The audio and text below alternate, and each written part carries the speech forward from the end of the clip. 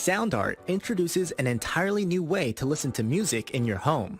By combining the best of two products, a revolutionary high-fidelity, low-profile Bluetooth wireless speaker with beautiful artwork. Select from a library of artwork or upload your own photos to personalize your experience. SoundArt ushers in an era of invisible, beautiful, and amazing sound throughout your home and redefines your entire entertainment system. The need to reclaim your floor space and rid your home of unsightly speaker boxes that need to be bolted to the wall is now a thing of the past. Our canvas is printed on high-quality permalite by Breathing Color. And select from our gallery or upload your own. Standard sizes include 16 by 20 and 18 by 24 canvas wrapped. Custom sizing is available, as well as surround sound options.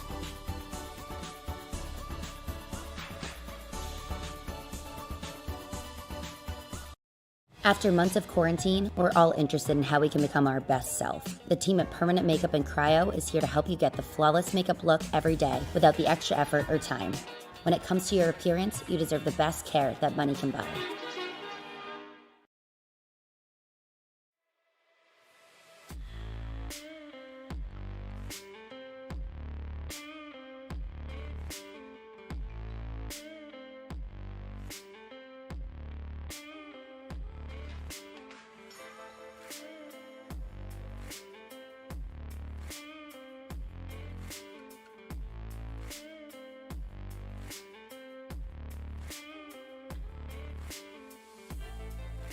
It doesn't have the longest or most storied history in racing, but it surely doesn't have to. When Bernie Ecclestone couldn't secure a street race in Budapest in 1985, the Hungaroring was built to harness much of the same energy, the same blinding corners, and the same jarring bumps. And after kicking off the season with such brawn and chaos at circuits like Hockenheim, Daytona, and Long Beach, why not go to Hungary next? Hi, welcome to PitStopTV in the virtual Hungaroring. I'm Andrew Cardinale IV with JP Costa alongside. And JP, we've had a week off from everything, a week to sit back and reflect on the first 2 months of broadcasting and the first 2 months of racing here in 2022. And we're back tonight then to add to growing storylines as we approach the season's halfway point. We're getting really to the precipice almost of the season. We're on round number 4 of 8. It's crazy that it has passed so quickly, but it's just amazing to see these guys racing, the closeness battles between all classes, the amateur, the pro-ams, and the pro drivers. It has absolutely been insane. The stories we've got, throughout all 3 races so far in Hockenheim, in Daytona, and at Long Beach, it has been absolutely crazy, and Hungaroring is definitely only going to add to that story. This is a challenging circuit. It's definitely going to bring new challenges to the drivers, obviously a bit more breathing room than Long Beach, but, it's Monaco without barriers, so it's not going to be without its challenges. There's certainly always a whole lot to talk about here when we come to Hungary, no matter what the series, no matter what the circumstances.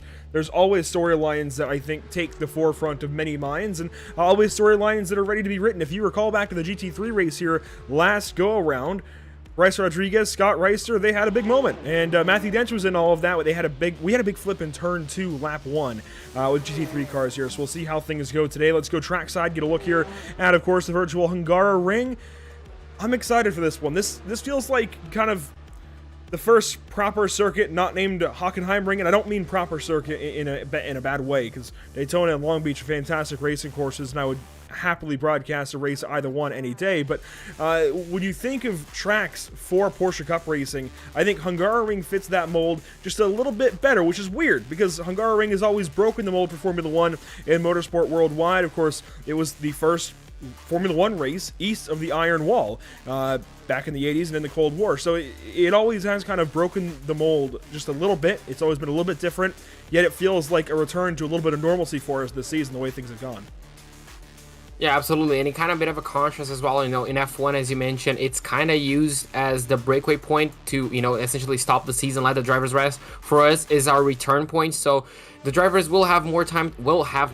They had more time to practice, and this is an amazing course, Andrew. I absolutely loved playing this on the Formula One games. Haven't had the opportunities to play on iRacing, and I know it's going to be much better being laser scanned. And this circuit, is just fun. I love the aspect of the circuit. I know not a lot of people like it, but I just love, the layout, the middle sector, how everything, just kind of follows into one line and you have to be really smooth. I just love it. Now, these cars today, before we get fully into practice and qualifying and everything, these cars today so far are lapping at just above a GT2 pace, and that GT2 lap record set in 2010 by, by a Ferrari F430. That's a pretty cool stat to include. So yeah, these guys are moving here today. We're going to see some pretty cool lap times. These Porsche Cup cars as well. I think an interesting combo to bring to Hungaroring. Let's take a look at standings this far into the season. Just 3 races complete. Go back to Hockenheim, then Daytona, Long Beach 2 weeks ago, and now it's Hungary. And this is how things look. Victor Miranda takes over top of the board with Luke Krause and a race win in 2nd place. Matthew Dench there in 3rd, Nick Ludicky 4th, and Spencer Kostowitz there in 5th. You got to go all the way down to 7th now, JP, to find Andre Melchers after his meltdown, if you will. I don't want to use maybe not meltdown, but after his bad luck, certainly, at Long Beach a couple of weeks ago. If you head over to Pro-Am, though, it's kind of interesting. Lawrence Zavadil in kind of an interesting situation. Paulo Gudai there in 2nd place, and Scott Kimbrough 3rd. They've each got a 1 race win in Pro-Am. They're all on the top of the board in Pro and Pro-Am, and if you look at Amateur, things get, I think, even more interesting. Of course, this will be the first race up. Augustine Castro in 1st by a 5-point margin over Alex Persian and Brian Zinn, who are both tied, and those are, as we talked about last week at Long Beach, the 3 race winners in Amateur, which is really interesting as well, that cream is rising to the top so early in the season.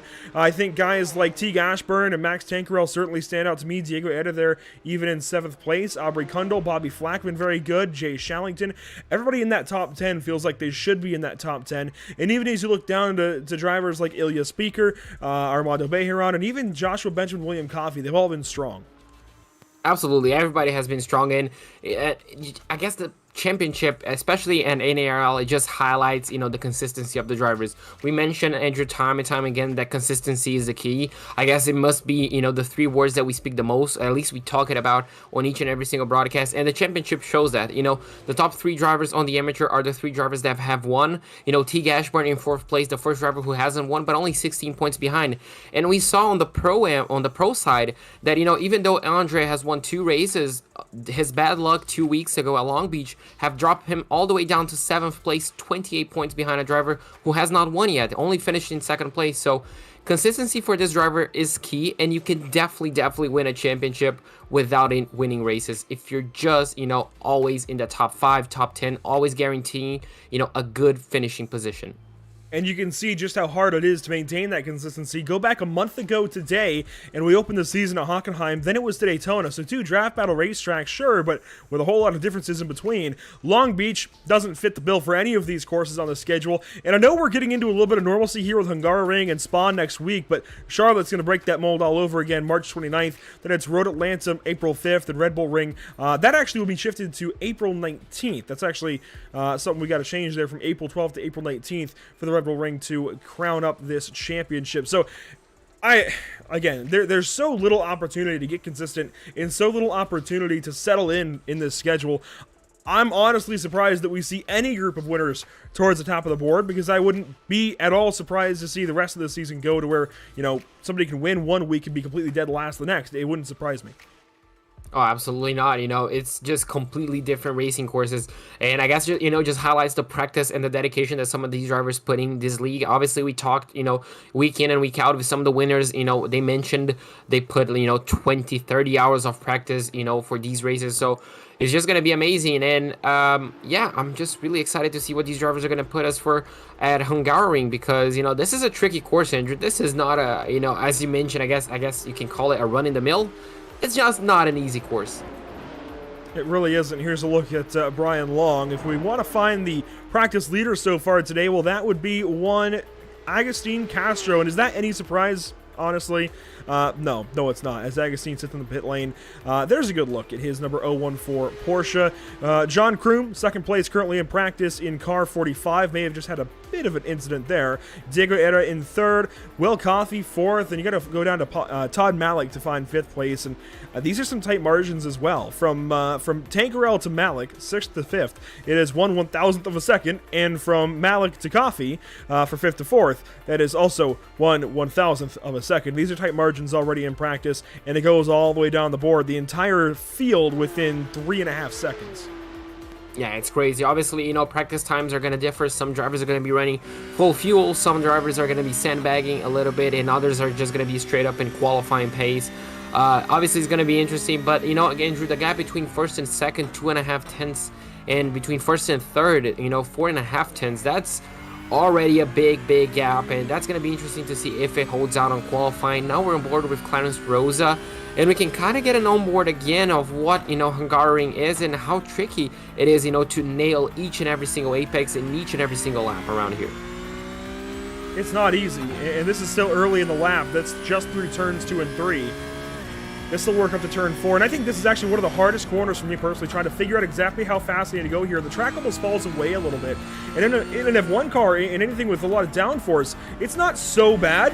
You've got a decent feel of what the car is going to do, and it's going to trust you, but then exactly like that, in these Porsche Cup cars, there just isn't that same level of downforce. There is not that same level of security, and it's very easy to end up the wrong way round here at Hungary. Here's a look at Jean Karadek and a few other drivers as we finish up practice. Here's Teague Ashburn as well for Samsoid Kanan Esports. Armando Bejaran is out there in car 05. We've even got Miguel Cardozo in car 49 for Junkos Esports, and Robert Guadagnoli out there in car 64. So that should, and that does, wrap things up for practice, which means qualifying now up next, and a good chance to see how, I guess, the cream is going to rise to the top for the first time today. Of course, qualifying means a lot in these races. We've learned that over the course of time.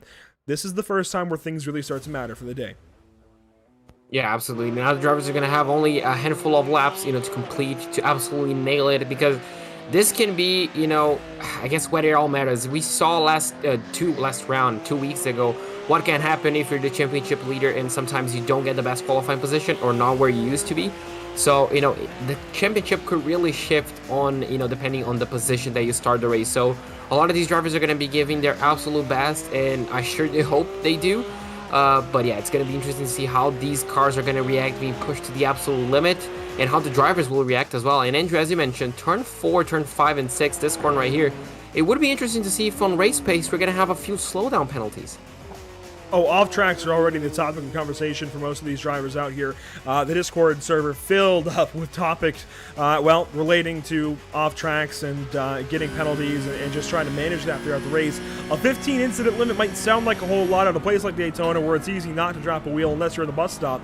But at a place like Hockenheim, where things are so tight, and I know you always call it the Monaco without barriers, and I think that's a pretty fair comparison, where it feels a bit like a street circuit and it's got those tight corners and really no runoff room.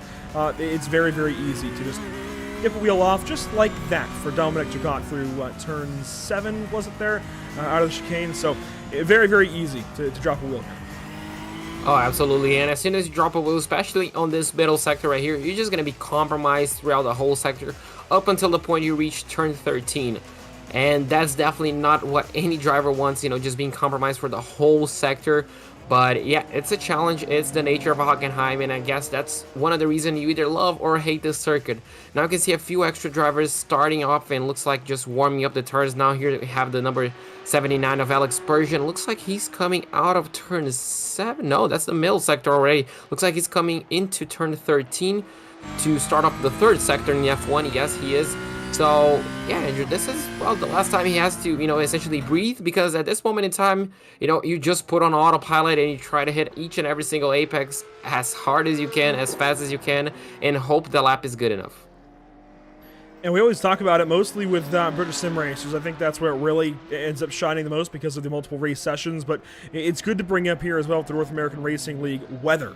71 degrees almost Fahrenheit, 74 degree track temp. That's not too bad. And these races do take place in the morning in sim, just about, if not every week. So that's pretty manageable already, but very manageable temperatures, I think, for a place like Hockenheim. Maybe a little warmer than some of these drivers might want, or even a little cooler than some might want, depending on their preferences as to how the car will handle, but not too bad. Perfectly manageable, almost in that Goldilocks zone. Yeah, absolutely. 23 degrees Celsius. It's cool. Like almost as cool as it can be. So I'm pretty sure most of these drivers will be thanking that temperature. But as you mentioned, it's personal preferences. Some other drivers may have practice on warmer weather, and well, that's just gonna be the nature of it. You can see a few extra drivers looks like starting their lap, and some maybe even getting close to the end of the lap. You can see here Mike Braun approaching turn 14. heavy braking zone, but a really fast corner. You can see he's going to be doing in second gear, trying to stretch a little bit in the exit on the AstroTurf. And then you have the tricky turn 15, which is, it kind of feels off camber, but it's really just flat, so you're just trusting the front tires. And then the last corner, F1 drivers kind of worried that the back end will stick out. These drivers going as close as they can to the apex. Kroom goes fastest of 147.0. Mike Braun, does he improve on that? 147.3. And Ilya Speaker, 146.9, early pole position. We'll see, of course, how things change as the session goes on. A good onboard here with Mike Braun down into the turn 1 braking zone. Just about 4/10 off pole. William Love so far the slowest of the qualifiers out there with sim racing for simpletons, and he's faster than Zachariah Rosar. And I think a few are going to slide in underneath, and I think these guys are going to move up as well. So I actually look for these guys that are a little bit lower on lap 1 as Pierre Thompson goes purple. I look for some of these guys that are a bit slower right now to maybe pick up as the laps go on, because if you have that slower first lap, maybe you didn't abuse the tires as much, or maybe you made a mistake, sure, but that gives you reason to try and grow from that, right? So I look for these guys that are a bit lower lap 1 to move up a whole lot in their qualifying attempts. Alex Persian goes 7th, Brian Zinn 6th, and I am looking for Agustin Castro. I don't think Agustin has a lap in just yet. How about Steven Grabowski? Let's go on board with car 48. Just finishing up the lap around the last corner, powering through, trying not to get an off-track. You can see car kind of misbehaving on the exit with 151.1, so maybe a mistake throughout the lap, maybe in the middle sector, maybe the first sector, but definitely 4.1 seconds off the pace. That's not his full-on pace for the race. He's definitely going to be improving a lot on this lap, Andrew. I expect him to see him close to the top 10, and maybe, who knows, the top 5. As you can see now, Agostini Castro coming up to turns, looks like turns 13 maybe, just finishing up the second sector of the race course, and well, at this point you're nearly on the home stretch.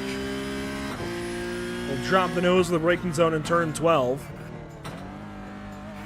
And that is also a really tough place to get a car to just turn in, especially these Porsche Cup cars trying to manage that or lack thereof ABS. As Brian Zinn goes faster, and then Ilya Speaker, purple, top of the board. How about Diego Eda there? Goes top with a 146.820. We'll see what Agustin can do here. Of course, a couple of poles to his name already. And out of turn 14, where can car 014 go? It is pole. Oh, yeah. We're waiting on it. He might have dropped the wheel. No. Yeah, it may have been on the final corner. We saw that car going really close to those 4 wheels on the curb. Did he invalidate on the final corner? He may have. I don't know. It didn't look like it was anything too out of the ordinary, and turn 14 is pretty forgiving, but he clearly did not let that lap count. It would have gone pole at a 146.6. That's pole by almost 2/10 over Diego. Oh, and another thing I just remember, I noticed on the final corner on turn 14, he took a bit of a wider line to get a better exit, so maybe he invalidated that lap, you know, in the middle part of the lap, and he was just lining up to a better exit into turn 1 in the main straightaway. So that's going to be interesting to keep an eye on. Rasmussen, 6/10 of a second off of pole, just outside the top 10, looks like. So he's going to try to improve that. Yeah, he's currently 14th place. And the gaps are so close, Andrew. We can see the top 3 less than half a tenth. Here's a look It's close.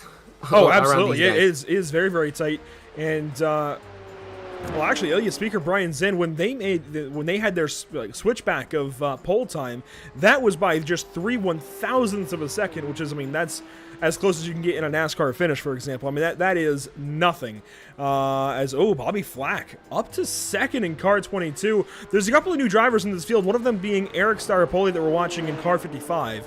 No paint scheme on that car just yet, but I don't mind this metallic silver. It looks pretty good as he's working to get his first time to lap in. And actually, he's had a few attempts already, a couple of off tracks, it seems, as Sean Patterson just went green. Armando Bejaran as well. Sean Patterson got up ahead of Milan Harris, and Armando Bejaran got ahead of Max Tankerel. And let's look for that one Agustin Castro across the line. It's a 46.3. Does it count? Wow. No. Yes, it does. Well, and that's a massive gap. William Coffey got the pole by, what, 2/10 of a second? Nearly 3/10? And then Castro beat him by another 2/10 of a second. So, wow, indeed. Wow.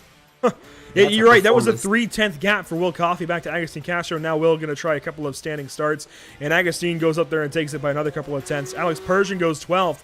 So maybe the first week that we see Alex Persian falter a little bit and start to drop down the order as, let's see, I'm even looking through, and Brian Zinn is even 7th in qualifying. So maybe not the start that those couple of guys are going to have wanted, but certainly not a bad qualifying effort at all. Here's Julio Contreras in car 525, position 22 so far in qualifying, just ahead of Sean Patterson and chasing Armando Bejaran.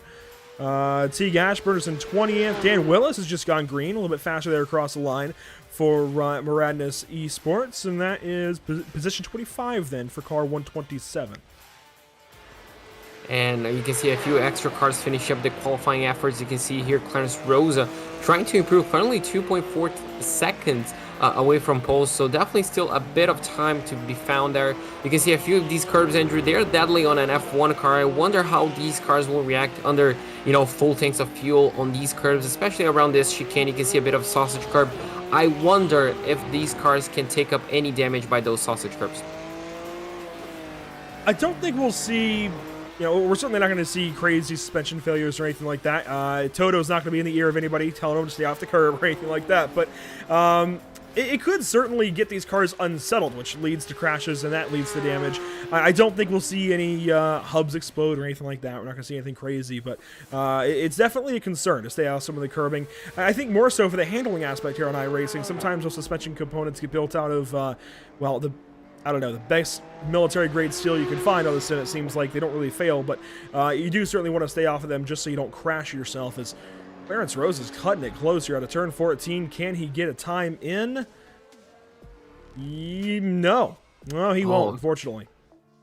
Yeah, unfortunately for him, just fell short of improving that lap, so he's going to be stuck with that lap time, 2.4 seconds behind pole. So, yeah. We're going to have our field, Andrew. We have over 35 cars, if I'm not mistaken, so a full grid. You can see some drivers are starting on the final corner as well, but Agostini Castro, he's definitely not going to have any worries because he's starting on pole. Alongside of him, the number 57 of William Coffey in second place. That's going to be a beautiful front row to watch. Third place goes to Max Tankerall in the number 14, the number 77 of Diego Ari on his outside in fourth place. Fifth place to Bobby Fleck, the number 22, and the 03 of Ilya Speaker in sixth place. Row number 4, we're going to have on the inside lane Brian Zinn in the number 23 and the number 118 of Pierre Thompson on his outside in 8th place. And row number 5, we're going to have John Kroom, the number 45, and the number 66 of Jean Cataract in the outside.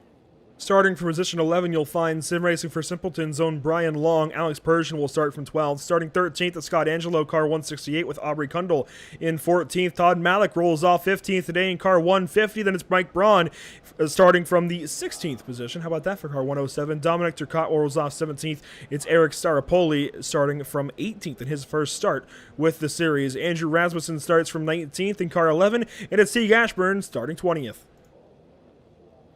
21st place goes to Armando Bejaran in the 05. The number 525 of Julio Contreras is going to start in 22nd. 23rd place will go to Sean Patterson, the number 54, and the number 69 of Milan Harris in 24th place. 25th will go to Dan Willis in the number 127, and the number 42 of Nicholas Kais in 26th. 27 to Andrea Divac in the number 12, and the number 28 of William Valdez in 28th. 29th will go to Stefan Grabowski in the number 48 and the number 98 of Clarence Rosa in 30th place. Starting 31st, you'll find William Love as Jeff Castillo 32nd. Miguel Cardoso, starts from the 33rd position in car 49. It's Robert Guadagnoli starting 34th. I can finish it, I promise. Zachary Rosar starting from 35th. It's Joshua Benjamin 36th. Dave Pickram 37th. And Daniel Harris starts 38th. We got a whole grid in. Can you believe it? For a standing start, green flag is out in Hungary.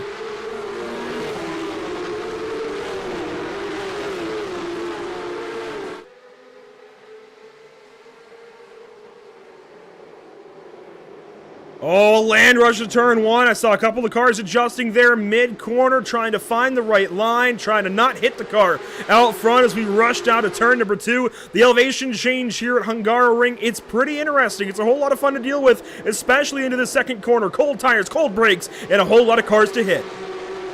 Absolutely. Looks like the whole field nearly makes it through. Looks like maybe everybody made it through.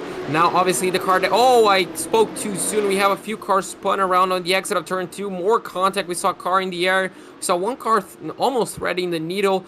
But looks like 90% of the cars, at least 95%, made it through the first sector. You can see here the leader already pushing towards the first quick chicane. You can see turn 6 and 7. And, well, Andrew... Well, at least a simple line, a simple straight line between all cars, and more contact. That might have been Armando Bejaran going around in the chicane, and yes, it was. He's backwards now as the whole field goes on by. Initially, it was Andrea Divac that was turned around, in turn number 2 with a whole bunch of other cars as well. Boy, what a lap 1. And we're used to this lap 1 chaos, I think, on Hungaroring. It's not going to be quite as bad the rest of the race, I think, as compared to one car goes locking up through 12. It's certainly not going to be the kind of chaos we saw at Long Beach by any means, by any stretch of the imagination. But lap 1 here is always a little bit chaotic. And let's be honest, 38 cars, it's never to go completely smoothly, right? I mean, this is a pretty tight racetrack, a pretty short racetrack. Lap 1 has always been pretty exciting. Oh, absolutely. It certainly is going to happen. It's racing. It happens on each and every single class of motorsports. So, it was bound to happen here. As you mentioned, 38 cars, people are battling for positions, especially on the tightness of turns 1 and 2. And you can see a few of the onboard sections around here. You can see even battling for position down into turn 1. And this is going to... we have a car dive bombing down the inside. And, well, it looks like he makes it stick. So, do we have a Daniel Ricciardo on our field? That was Teague Ashburn, a really aggressive line there for turn 2. We've got a battle up front, actually. Brian Zinn bringing some heat to Max Tankerell, getting that spot as well. That's good for second for car 23. And look at this, Diego Eda and William Coffey doing battle as they go up to turn 4. That's amazing. Normally, the car on the inside has a bit of the advantage, and yes, the number 77 retains that position for the time being. And this is kind of, the story around Hungaroring, Andrew. If you have the inside line, well, you're probably going to have that position. It's really difficult. As you can see, even more cars looking, especially on this tight chicane. I wasn't expecting Bobby Flack to look down the inside, but he's definitely thought about it. Well, sometimes, right, you get in a little bit deep, you just got to manage that braking zone. As Milan Harris with an issue, and that's not even returning us a camera, interesting. Zachariah Rosar as well, Milan Harris, some big issues here deeper in the field. They have to tow back to the pit lane, and they are likely done. But let's go back up front. Brian Zinn got a race win last week at Long Beach, looking pretty good in car 23, but is a ways back of Agustin Castro. Max Tankerell 3rd, Diego Eda there in 4th, Will Coffey and Bobby Flack 5th and 6th, John Kroom 7th, and Aubrey Kundle headed in the wrong direction. Some big shakeups back here. Yeah, a few shakeups. You can see a big, cluster of car, I guess you can say. 4 cars battling for position. You can see, I'm not quite sure who's going to come out on top, but looks like a bit of distance. And as we come into the final corner, they kind of, single line once again. You can see here, trying to get a better exit. And we have a car spun around, looks like on the second to last corner. Dominic Turcotte is going to have a long time waiting for the freight train to pass on by, and he will finally get an opening there behind Julio Contreras. Julio will come on in from position 29, it looks like, in the pit lane. You have to wonder that might be due to either damage, if we can bring up the pit lane cameras here. I would imagine damage. That left front is certainly worse for wear for car 25. Yeah, absolutely. Unfortunately for him, he's going to be, forced to come down into pit lane to get that fixed up. That's going to be costing him a lot of positions, but, on the long run, it's definitely going to be worth it, to get that car just like that fixed. And, good to go. You can see the number 23 of Brian Zinn holding off Max Tankerell for 2nd place, and you can see even 3rd place is very close. But look at that gap that Agustin Castro has already built up to them, Andrew. Oh, yeah, this line of cars is very close, but Agustin Castro's got 4 seconds on them all, and if I'm going to be honest, I don't know that you're catching car 014 tonight. He's just been so good this season, and I know this season's young still, but that car has just been on rails every week. He's always a factor, and certainly is showing why he's got the points lead at this point in this young season. And you know what? You have to consider, do you promote him, rather, up to Pro-Am at the very least, if not Pro, next season? We've had that happen before, haven't we? I guess it was last season of an ARL in the GT3. Well, it won't happen here from Am to Pro-Am. Now, that's not going to happen mid-season. But, I mean, after this season, he's got to go up, right? Oh, absolutely. The gap that, he already has after a few laps, 4 seconds. If he continues this pace throughout the season, definitely next season we should expect him in Pro-Am. And with the pace that he's showing, he would be very good at that class as well. Let's go a little further back as Agustin goes purple that lap, 146.554. This is on board of Eric Staropoli, working on Teague Ashburn. Teague made that big move in turn 1 that you saw a little while ago, and I believe it was on Eric Staropoli as well. So these two will battle down to turn number 1 as they begin their 4th lap on the circuit. Expecting 17 in this race, and of course, no pit stops here as Teague Ashburn will take defensive line for turn 1. Staropoli sits back, and that is not such a defensive line when you drive yourself off the race course, now is it? Yeah, no, absolutely not. Unfortunately, going down the inside to defend that position ended up costing him not only that position, but looks like he's going to fall victim of another driver behind him. So, unfortunately for him, did not work too well. And that's the nature. Sometimes you defend, sometimes you're going to lose. You can see Max Tinkerell going down the inside of Brian Zinn. Brian goes really, well, confidently on the outside lane, makes it work, and no. Diego Era with big trouble out of turn 4 and all of that battling, and he's got some damage, and such a great season for him so far. Has gone the wrong way. Brian Zinn and Tinkerell still battling. Look at this. Will Coffey now going to insert himself. This is a big battle. Oh, man. William Coffey got very close. Bobby Flack had to give way to Will. And side by side now for second place. Tinkerell on the outside there. Brian Zinn having to give up a little bit. Now he'll have the inside. He's going to have the inside. You can see Will Coffey trying maybe to get a better racing line. He wasn't able to do it. Bobby Flack might have something to do with him. Maybe challenge. You can see the number 57. You can see Bobby Flack on the inside. The number 57 is going to have to go on the outside lane. Now he's going to have the inside for this corner right here. And he should retain that position. Yes, he does. But Andrew, the battle for second place is only heating up. And you can see, look at how many cars are in this battle. This is crazy. This really is. I mean, this is really good stuff. A big thanks to, of course, Virtual Racing School, VRS, as well as Muradness, Tam Livery, and JS Consulting for everything they do with this series. I'll be honest. I won't mince words here. I was a little bit intrigued, I suppose. Maybe, yeah, Porsche Cup, it's awesome. I really enjoy it. First of all, it produces great racing, great cars to drive, but I wasn't exactly sure how it was going to mesh here with a field of drivers that knew ABS. They knew the GT3 cars and how that adjustment was going to be, but everybody here are putting so much effort into this series and getting these drivers up to speed with any differences. Of course, there are plenty of differences between, for example, the normal GT3 spec 911 and these Porsche Cup cars. Plenty of differences, but these drivers have picked up right away. And I think even from Hungaroring, just amazing, amazing racing. Everybody's had things at least mostly under control. A few guys have been, experiencing that learning curve. But VRS and Muradness especially have done so much to get these drivers up to speed and get these drivers racing at high quality. Absolutely, and it has shown, it has reflected, that work that VRS and Muradness have put in on these. You can see great racing. You can see a lot of drivers adapting to the car and, just showing their strengths and weaknesses, obviously, as well. And, that all produces great racing, and that's what we're here for, isn't we, Andrew? We're just out here to have fun. And obviously, these guys make our jobs a lot easier 99% of the times, and well, I just absolutely love seeing these close racing, and I'm pretty sure all these drivers are also having a lot of fun behind the wheel. Definitely, this is just very, very fun stuff as a whole, and the North American Racing League being so kind to bring us back season after season, it seems like so far, is certainly an honor and a privilege in and of its own. So, yeah, I really do love covering this series. I've made so many friends. And I was actually talking to my buddy David Levine about this earlier this week. I've made so many just small, kind of random friends at different points throughout my time covering this series. Just meeting new people, talking to them, and Lawrence Zavadil, talking with him about his Miata that he owns in a post-race interview. That's just so cool. That's stuff that you don't get in every series, and to have that here is very, very important, and certainly is something very, very cool. Let's get back to the racing action for a moment. We'll stick all that back aside for just the time being. Alex Persian took a look there at Brian Long, and now Brian Long gets a bit of a run at Ilya Speaker, potentially for turn number 2. Really good battles the entire field through. Yeah, absolutely. The entire field is very close. I was just following the battles on the timing sheets, and it's just crazy to see in all these times very, very close. And it's just going to be the norm, Andrew. We still have 20 minutes of racing, 20 minutes of still action, and 20 minutes of these guys battling. And this is just a taste of what we're going to have on the next race with the Pro-Ms and the Pro drivers. This is absolutely crazy, and I'm just so happy to be back here. As you can see, a few drivers making more mistakes. Is that Rasmussen going wide? It was. Andrew Rasmussen a little wide there in 5. Now it sets back up for 6 and 7. That right-left flick of a chicane. Contact there with Kundal. But all is fair in love and war. A little bit of contact never hurt nobody in racing. That's what I like about these cars as well. They're not GT3 cars, so maybe a little more dainty in a way, and they're certainly not stock cars, so they definitely are a lot more sensitive than those, but you can definitely rub a little bit. You can definitely have a little bit of contact to keep racing. It's not too much of a concern if you do make that little bit of contact. It's not going to get the car too crazy upset. You're not going to kill the guy or anything like that. You're going to be able to keep racing after just a little bit of a boop there, if you will.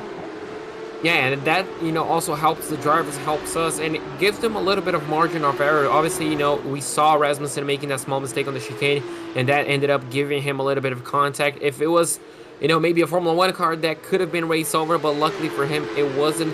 this is returning to a battle for second place. And, well, first place is absolutely gone. We cannot even see him on the shot, but Max Tinkerell is trying to hold off. Looks like a 3-car group right behind him. So up until Bobby Flack, we're still having a 4-car battle for second. And you can see bottom right that live time gap up to Agustin Castro. It's 9 seconds and growing now as this race goes on. On board with Tankerell, Brian's in a bit of a moment there at turn 2. William Coffey just behind, Bobby Flack there as well. It's just that one big bit of separation as Diego Eda now goes after it with Eric Staropoli. These guys are further back, battling for the 13th position. This is actually a really good battle as Diego takes that spot back from Staropoli. But the entire field is very, very close together. I feel like at least through most of it, except for race leader Agustin Castro. He has just taken off. Oh, yeah, absolutely. He's on a zip code by himself, you know, just a postal code ahead of the field. And, well, the pace that he's been showing, Andrew, has, well, nothing short of excellent, to be honest. Qualifying was just on a class of his own, and lap after lap, we saw him posting, I guess it was 3 or 4 laps, you know, 4 purple laps in a row. So the pace is his. The race to lose is his at this point. So he just has to nurse the car home, and he'll have another victory. And he'll be the first repeated winner of the amateur class. Wouldn't that be something? I know, of course, Andre Melchers was the first repeat winner of this season, winning at Hockenheimring, then Daytona. But other than that, it's been a different winner every single race in every single class. So we'll see how things go today as Agustin Castro looks to change that. Will Coffey putting some pressure back on Brian Zinn. This is for third. Yeah, you can see Brian Zinn lost a bit of contact to Max Tankerell, but, you know, unfortunately, that lost contact is going to offer William Coffey a chance. He's going to look to the outside. Brian Zinn kind of closes that door. That's going to be extremely close. It could be contact. Coffey's going to try to stick around the outside. Unfortunately, the car's going to be losing a little bit of grip. Maybe on the exit, he gets a better run. Looks like it was pretty much equal between those two. So unless a dive bomb comes into turns 2, yeah, not quite happening. So they're going to retain that position. But Andrew, this is getting closer. Max Tinkerell is enjoying this because he's kind of just driving away 10th by 10th. Good views up front. Let's fall back once more in the field. And let's see a battle with Alex Persian and Brian Long. Persian's still in 10th, Long in 9th. These guys are ahead of Andrew Rasmussen, Aubrey Kundal, Todd Malik, and Diego Eda, even Staropoli wrapping up your top 15. It's Ashburn, Braun, Willis, and Patterson, and even Valdez wrapping up your top 20. And actually, we might even have a good little battle here between Karadek and Valdez for that 20th spot. Here's a look with John Karadek. This is a good little string of cars. Sean Patterson, 19th, William Valdez, 20th, and John Karadek here at 21st. Oh, yeah, absolutely. I love seeing 3-car battles. I love seeing car battlings around race course. Doesn't matter which one it is, but Jean is trying to close in the gap between those two. Obviously, at this point, he might just be, biding his time, waiting for those two to battle to essentially, bring that gap up to him naturally. But, this battle, Andrew, is definitely far from home. You can see the driver ahead of him making a small mistake, missing a little bit the apex. And that's just how quickly the gap can shorten between you and your competition.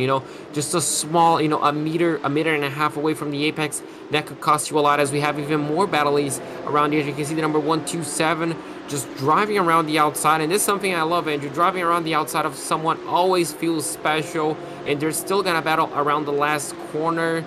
And looks like for the time being, that's position done. And it looks like Rasmussen has a bit of a problem.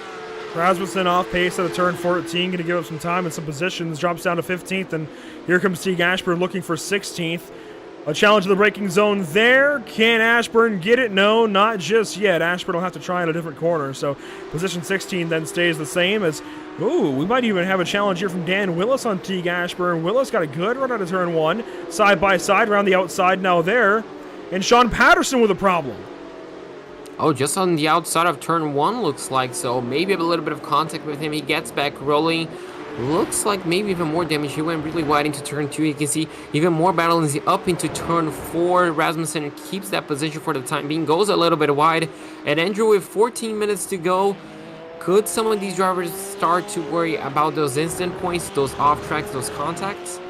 Yes, you certainly could, as Brian Long is backwards in the chicane, now gets back going.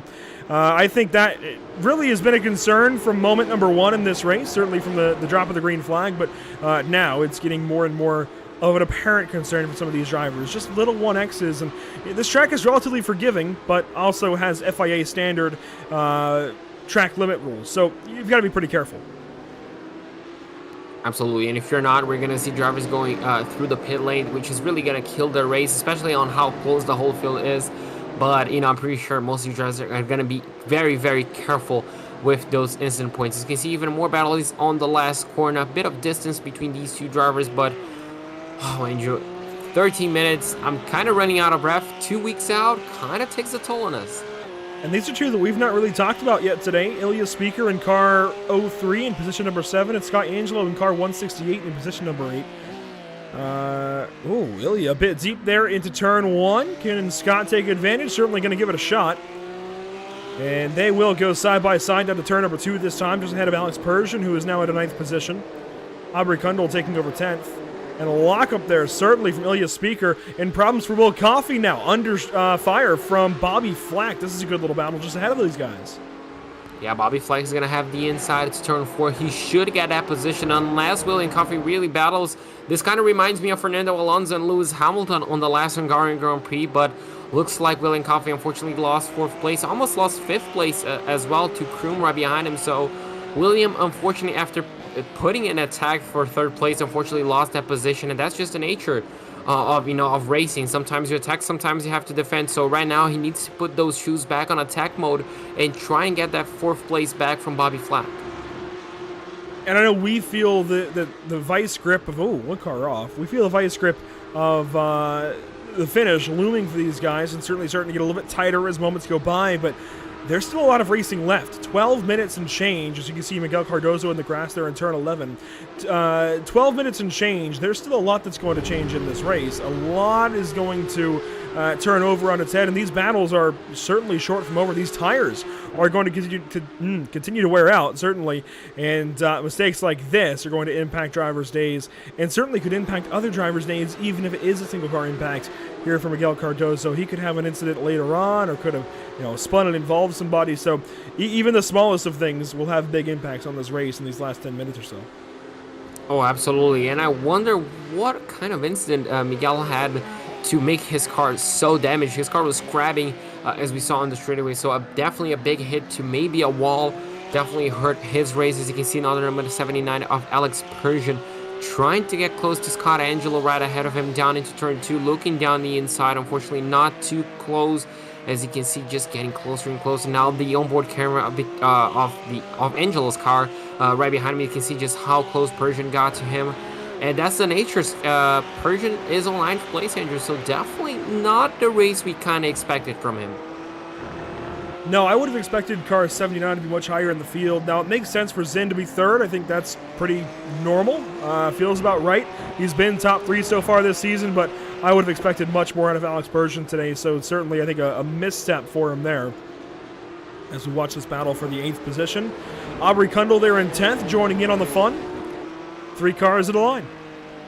3 cars aligned once again. This is kind of what we love to see. And you can see Angelo kind of falling under pressure from Persian, going a little bit wide on the exit, compromising essentially his whole 2nd sector. And you can see just how good of a run Persian got just by being close to the apex, just being on the proper racing line. He's going to line up alongside of him, and he's going to get that position already. So Persian up into 8th place. Maybe Angelo will have to defend, and as he will have to defend from Aubrey Kundal, but looks like for the time being he keeps that position as they approach the final corner, turn 14. Can Angelo maybe line up a move to get that place back? No, he's still going defensive, Andrew, so unfortunately looks like his confidence was a bit dented by a few of those mistakes. He's having to compromise a few corners to make sure he's ahead of his competition. While these guys get things sorted out, Andrew Rasmussen and Dan Willis were just very close in turn 14. Andrew Rasmussen, for the moment, hanging on to that spot over Dan Willis and G. Ashburn. This has been an ongoing battle for some time. And Alex Persian, a problem in turn 1. That's tire barriers for car 79. Wow. All right. Well, it could be a number of things, but I wonder if it's just maybe a hardware failure under braking, or maybe even in contact with another driver. But to go on the tire barriers, that's definitely a big incident. You can see the number 79. What happens to him? Does he just... Oh, he just locks up the rears? Yep. Wow. Really, really easy to do in these cars. Really easy to do. Oh, that's heartbreaking for him. He's going to be kicking himself after that one. Let's ride on board with Alex Persian on this mistake in turn 1, and realistically, race ending, potentially championship hope ending. I think you've got to be perfect with guys like Brian Zinn and Agustin Castro out there. You can't have a mistake like this impact your season.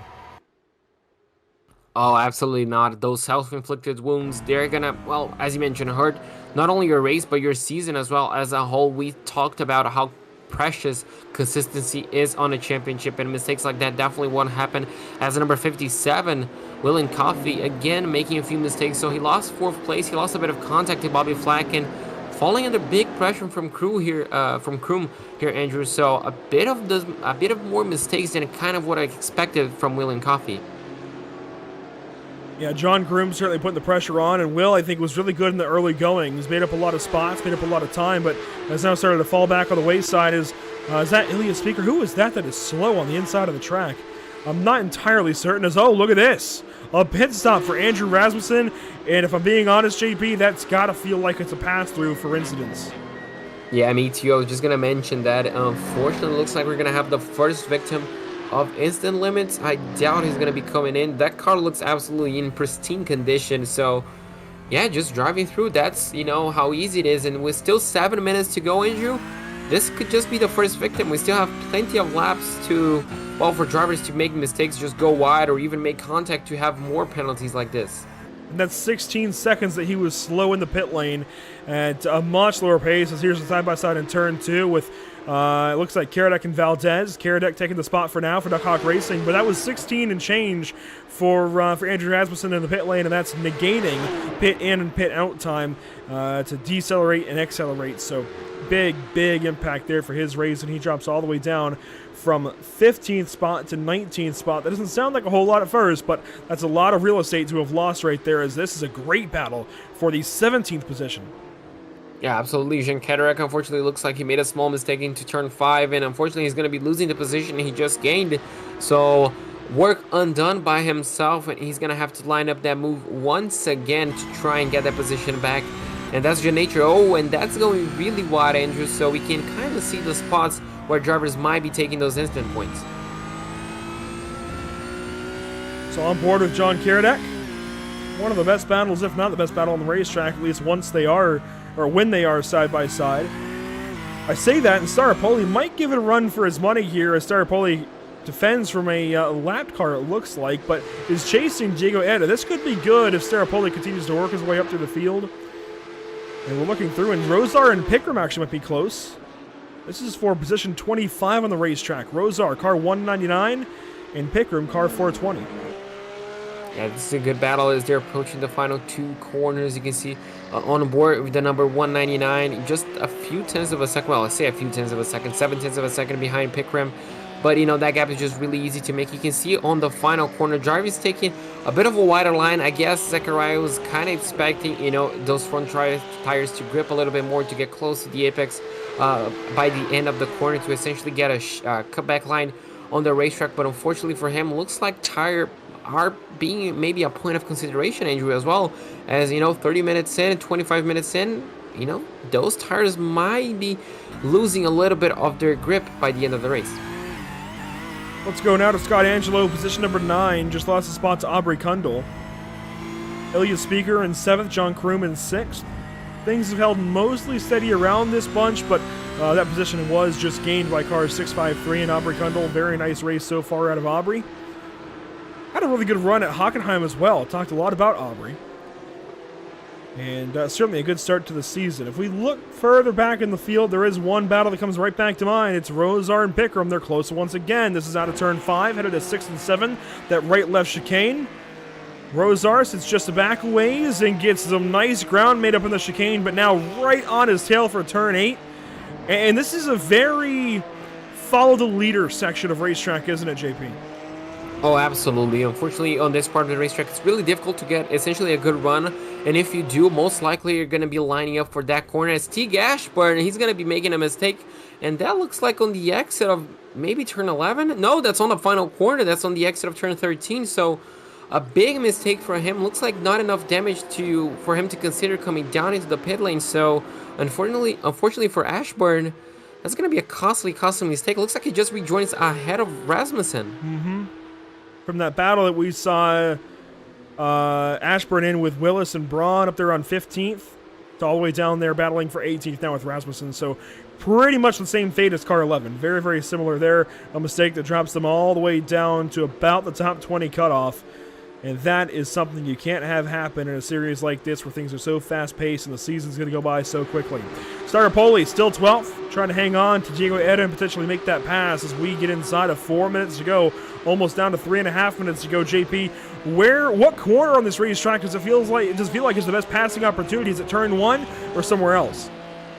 Oh, I guess it's definitely turn 1 if you can line yourself up, on turn 14.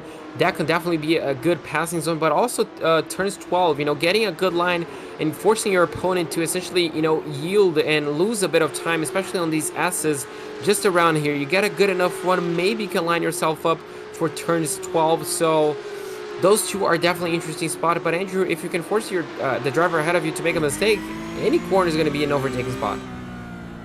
Certainly some options for these drivers. It's difficult to pass here, but not at all impossible, and certainly not as daunting of a task as it was at Long Beach a week ago. On our board here with Coffee, but I think Staropoli is going to have something. He's inside of 2/10. Or was inside of 2/10 back of Diego Eda. We'll see if he gets the draft here on the front stretch. And activating the wiper blade as well. How about that for a new feature on these cars with the build here for Season 2? Gets the draft, goes left side of the natural Sura 77. A big attempt in the braking zone there. Around the outside goes Staropoli, but no position yet. I think he's going to get it in turn 2. Yeah, he gets it. He gets a really good line. They're going to be door banging on the back straightaway. That's fun to watch. And he's going to have the inside line to turn 2. But, well, look at that. Not too confident. The number 77 retains that position on the outside. That was beautiful defending by him. And he's going to keep that position for the time being. This battle's definitely not over, Andrew. With 2 laps to go, that's what? 2, maybe just 3 laps. So, still plenty to happen. Really good battle here for position number 11. Todd Malik is another 2 seconds almost up the road, so he shouldn't have to worry about it. And these two likely won't take a top 10, but it's certainly not out of the picture just yet. If one of those drivers ahead has an issue, this could go from being a battle for 11th to being a battle for 10th. And there's so much that comes with being in the top 10 in any racing series. It doesn't matter if it's NARL, Formula One, or what have you. Anytime you're able to break into that top 10, it feels pretty good. There's a reason Formula One only pays the top 10 points. Oh, absolutely. There's a reason why iRacing has also a stat of the top 10. It just feels good to be in that, the top spot, being amongst the top 10 drivers on the field. So definitely a worthy battle for these drivers. It looks like Agostini Castro just crossed the line to open the final lap, Andrew. So one final tour for these guys. Agostini Castro already he's been well ahead of this field as he's already into turn number 2 just about for car 014. And this is the white flag presented by Whiplash SimCams. Just an insane day of racing for him, and insane in the right way. Insane in the least unrealistic way, or the least actual defining way, if you will. It's been calm. It has been a very, very calm race for car 014. It's been insane as far as the pace. He's put 14 seconds almost on the cars behind, and a little bit of blinking there as he heads through turns 4 and 5, but that's okay when you have 14 seconds all the way back to second place, or now I guess 13, just inside of 13 seconds. Maybe giving some of that time up potentially is Agostini Castro, just blinding pace all day long. For second, it is Max Tankerell. Race lab aboard that machine. Brian Zinn in third. Fourth is Bobby Flack. Fifth, currently going to William Coffey, and that could change between these two. They could swap order. Absolutely. William Coffey definitely closed the gap back up to Bobby Fleck. So on the final lap of the race, we could see a daunting move. That's probably going to cost him. That daunting move on the outside could cost him, could cost that position, that possibility of getting that position. So it could be, it wouldn't be race over, obviously, but that battle might just be over. As you can see, Bobby Fleck going a little bit too wide. But well, for Agostini Castro, 12.3 seconds ahead of the rest. Andrew, a dominant drive, a beautiful drive, mistake-free, a well-deserved victory. Agostini Castro, 12 seconds, 13 seconds ahead of Max Tankerell, takes the race win, and the second race win of the season then, here in the amateur class for the North American Racing League Porsche Cup Series. Second place, it'll go to Max Tankerell. Third, Brian Zinn, and the rest of the order will come across the line and wrap this race up. 30 minutes of racing done and dusted for round number 4 for the amateur guys. Pro and Pro-Am up next as the entire field goes on by our speed shot. just like that, 30 minutes of racing has passed. Absolutely insane. You can see the rest of the field coming through. A few extra battles, just picking themselves up at the end. But what a way to be back, Andrew. This was absolutely amazing. You can see maybe even a close finish between these two guys. But what a race it was. Absolutely amazing. And I definitely missed this. And certainly some drivers that are going to fall down the order in the standings after this one. Drivers that will move up as well. I think Max Tankerell is one to look at. Bobby Flack, Will Coffey, some of the drivers we talked about in pre-race. Whereas guys like Alex Persian, Andrew Rasmussen, they're going to take some big hits. Even Teague Ashburn, who was looking so good at this point in the season. Some Achilles heels maybe rearing their ugly heads today, and certainly showing that nobody in this field is perfect, aside from maybe Agustin Castro. We'll see as the weeks goes on. As, battles all the way down the line here 30 minutes later. And Jeff Castillo should be, no, Julio Fernandez Contreras, last car across the line here. Whenever he comes across, will wrap this race up. In fact, Julio is here in turn number 12, it looks like. So he's got just a moment before this race wraps up.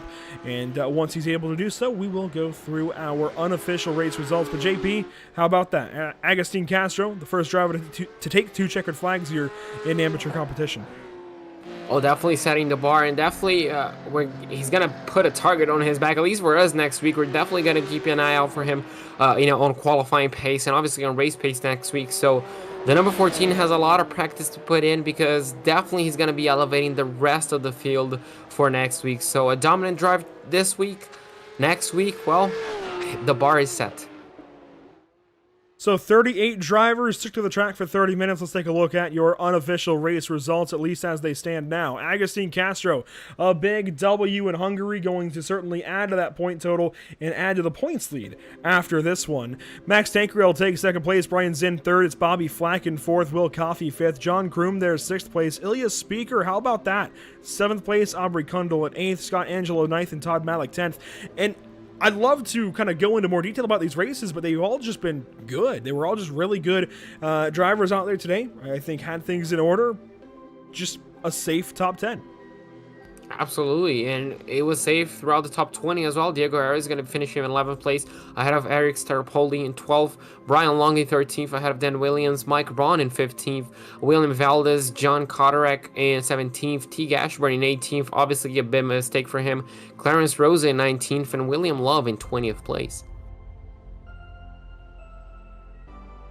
Finishing 21st, you will find car 11, Andrew Rasmussen, one of those drivers we were talking about with a heartbreak today. Has to come down the pit lane, we assume, for incidents, and loses a lot of time. I believe had an issue after that as well. Had to pit one more time, it seems.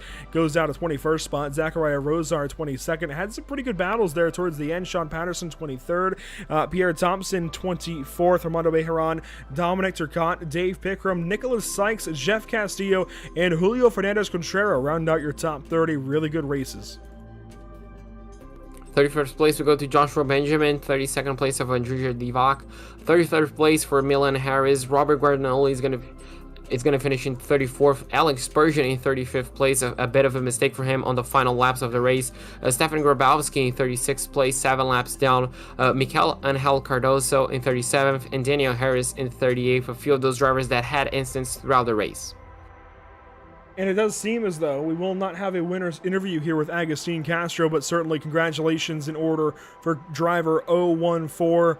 2 wins now on the season in just 4 races. He's batting 500 already. And as we've seen in seasons past and in series past, JP, anytime a driver is able to bat 500 no matter what point in the season, that is good news for them and likely means they're on their way to a championship. Think about Jason Cooper in BSR MX5 last season around. Yeah, it kind of feels like one of those things for Agustin Castro. Getting that second win on the race, second race win on the season is pretty huge for Agustin and will carry big time weight headed to Spa next week. That said, that is the amateur race, which means we get to take a step aside and get ready then for a quick intermission and get ready for race number 2. Of course, pros and pro-ams up next. A big thanks to VRS, Maradness, JS Consulting, and of course Tam Liveries for making so much happen here with the North American Racing League and our partners here at PitStopTV, Tucson, Sound Art, Permanent Makeup and Cryo in Maine, Whiplash Media StimCams, and BAM Racing Videos. Do not go anywhere. Intermission up next, then racing on the way once again.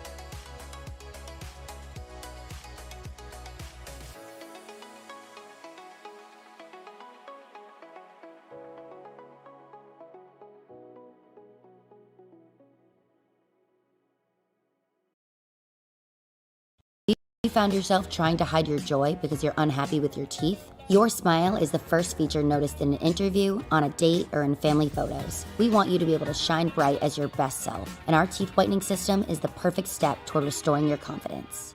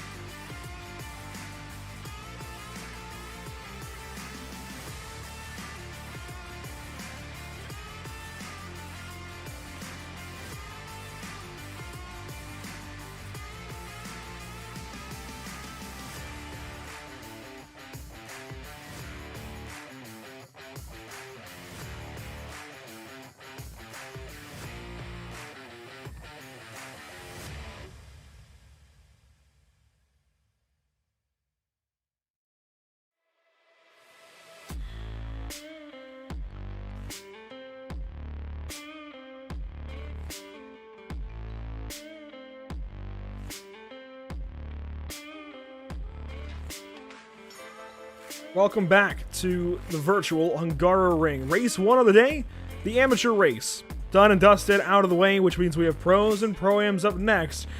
And Agustin Castro got a race win, got a second race win on the season down there at AM. Obviously, Andre Melchers has 2 race wins in this pro-am field, but that doesn't necessarily mean that things can't repeat or things can't go really anyway. We could have a new winner, we could have a repeat winner, we just don't know. That's what I love about this series. We really never know what's going to happen next, JP. Even once we get into a groove of things, and even once we have those endurance races, the cash days, with a new event coming up as well that we'll talk about in a little bit. We never know what's going to happen with this series. It always keeps us Today, words not working. It keeps us on our toes, certainly, from one corner to the next. Already cars on track for qualifying. Let's go ahead and take a look at where everybody sorts out in this qualifying session. Victor Miranda, of course, one of the first out there, as paints, it looks like, are still loading, still sorting out exactly whose car they need to be on. This is Victor Miranda, but it is displaying a different paint, so we'll work through that as qualifying gets underway. And still a winless season so far for Victor Miranda. He's, leading the championship, but only second place finishes for him. So not the way he wants to be. Obviously, he's on the best position on the championship, but I mean, still, I'm pretty sure he's beating himself up for not being able to win, on Daytona, at Long Beach as well. So only one spot to go for him, Andrew, and he definitely wants to do it around Hungaroring. Let's see if he can do it. On board with Miranda down to turn number 1 for lap 1 for his run. How about Samsoid? Is that paint loaded up for him? No. Looks like paints are going to take us a moment just to get sorted out. But cars on track are always fun. We can certainly take these on boards at the very least. Samsoid down to turn number 1, now going officially by Samsoid. But we still know him as David Sampson. Regardless, either way, he gets that first lap underway, locks up in turn 1, and I think is going to take things slow, potentially even toe. Yes, he does, back to the pit lane. Yeah, unfortunately not the greatest start for him in qualifying. You can see here, Justin Sang, he's approaching the final sector of the... No, yeah, he's on the middle of the second sector, approaching the final few corners. So the trickiest section of the racetrack. Looks like English is slipping away from me as the grip is slipping away from Sang's car. You can see him losing a little bit of front end grip on that car. Looks like the paints, Andrew, have finally loaded up. There we go. And yeah, well, we're about to finish the lap. A few drivers are about to finish their lap. Some opening as well. You can see a few drivers coming into turn number 2. And Andrew, for you, what is the trickiest corner to get it right around Hungaroring? I still feel like turn 4 is the most difficult coming up here. In anything with less downforce than a Formula 1 car, I tend to have problems gauging where I need to brake for turn 4, where I need to turn in, and exactly how much speed I can carry up over that crest. It's so difficult, and I think turn 5 is pretty difficult as well. This middle sector of the racetrack, this middle portion of the racetrack, is very, very tough in so many different ways. Even coming up through the chicane, there's just so much that can go wrong so quickly. Absolutely, you can see a few drivers finishing up the lap. It looks like Scully is going to be leading the charge early on as Zavadil beats him by just over a tenth of a second. So provisional pole for him. So far, a great qualifying session, 7/10 of a second ahead of his closest Pro-Am competitor. Paulo Godoy goes 4th place, second on his class. Is also a great lap for the number 124 so far. And Training Paints is being rather uncooperative today, so we do apologize. We'll do our best. Of course, we can, we can see timing of scoring and see who's who, but there might be some paints that just don't want to cooperate. So there's the blanket warning now before we get a string of hate mail for it. But anyways, Lawrence Zavadil currently fastest in qualifying, looking pretty good in car 124 ahead of Manuel Scoli, and this is what I mean. Right, that's the Samsoid paint, but the spec map from Zavadil's car, so we'll see if we can get that sorted out. And the surprising thing is Zavadil has put in such a good lap. He's ahead of Nick Ludicky, Luke Krause as well, so a really good lap. Krause looks like he tied up the lap for Scully as well. They're both on the same 1,000th of a second, so really close qualifying session so far, Andrew, and it's only bound to get better as we still have what I like to call the big names. Obviously, everyone around here in the Pro and Pro-Am class are big names, but obviously our championship contenders so far are still yet to put a lap in. I guess we're kind of all waiting to see what the benchmark is going to be for those guys. On board with Luke Kraus, Daniel Thomas goes up to second here in qualifying. Some new drivers even in Pro as Manuel Scoli goes right up to the top of the board. And how about Fabio Zamperlini? And Lawrence Zavadil. They keep going faster. Wow. Yes, and great lap from Zavadil as well, beating 1, 2, 3, 4, 5 Pro drivers so far. So an excellent qualifying session for him so far. And 2.5 tenths ahead of Fabio Zamperlini. That's really impressive for him. Yeah, really good lap times to get things started out here. Zavadil quick, Zamperlini quick, and the fact that, yeah, I think you're touching on it there, a Pro-Am is on pole right now, and qualifying is getting close to ending. That could change things up. Lawrence might have this place down, and oh boy, we could be in for a big treat. Kraus does go fastest now, purple there on lap number 2, but definitely an interesting day so far. Oh, absolutely, and it's only qualifying, Andrew. It's only a first 3-4 laps. We still have a 50-minute race for these guys, so it's bound to get even crazier, even wilder, if that's even an English word. It's gonna get even greater. I guess I can say that for sure. Here with Luke Kraus. Again, paints, they're not going to work today, it seems, but we do have 27 cars, it looks like, in all. Scott Kimbrough, the slowest of the bunch so far, but looking to pick that up and get ahead of Nick Peterson this lap, and easily could, as Rafael Bonifacio goes faster in 12th. Brady Lubenow looks like into 10th. Justin Sang 9th. Sam Sweat is sitting in 19th. What we haven't looked at yet in this session, JP, we actually can now, is standings coming into this race, pro standings. I know we talked about it a little bit earlier on. The one that I think makes me the happiest is seeing Tony Kanaan in that top 10. And I left it out earlier just to bring it up now. And it doesn't look like he's in this race tonight, but to have Tony Kanaan in the top 10 in this series is really, really cool. Yeah, absolutely, and that just shows, obviously, him being in 10th place shows the quality of drivers. 9 drivers that are ahead of him on the championship. Beating the Tony Kanaan also brings a good light as well. So it's really, really good to see. We saw just before we cut, Victor Miranda leading the championship, still yet to win a race. He just went fastest in qualifying, so he's doing what he can to try and get that win, but. It looks like a curse, doesn't it, Andrew? By Daytona, by only a few thousandths of a second, and then around Long Beach, a mistake from a lapped car. It just seems like a curse that's, just around him, still leading the championship, but I'm pretty sure he just wants, that ticker right by his name.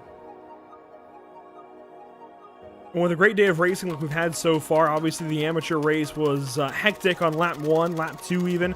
Things are going to change in this field. I think Victor Miranda could be a lock as far as favorite for this race win. Already on pole so far, Luke Kraus second. We'll see how that goes. Matthew Dench, I don't see him even in the top 10, if even in the field this evening. So a lighter field as well is going to change things up. And of course, drop week's going to figure in by the end of the season. A whole lot's going to change tonight. And even in Pro-Am, Lawrence Zavadil so fast tonight could open up that gap big time over Gaudet and Kimbrough, who won last week.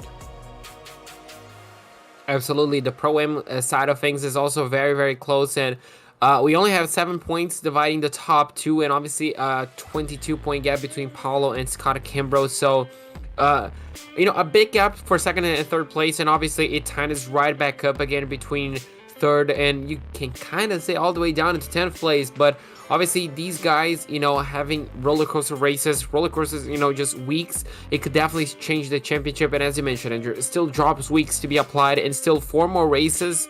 There's still plenty of talk still in the championship, and it's definitely not over.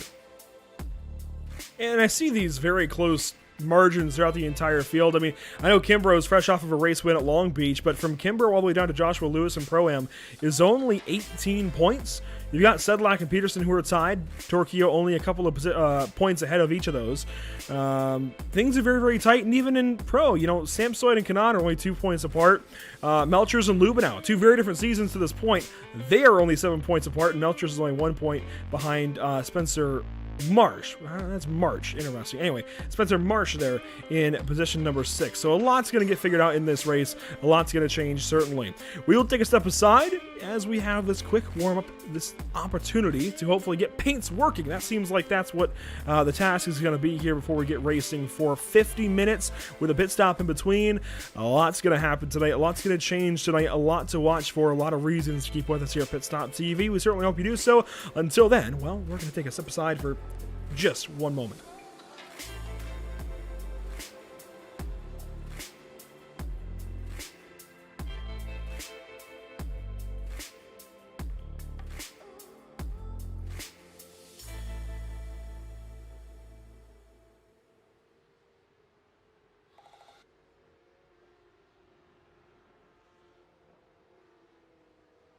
SoundArt introduces an entirely new way to listen to music in your home by combining the best of two products, a revolutionary high-fidelity, low-profile Bluetooth wireless speaker with beautiful artwork.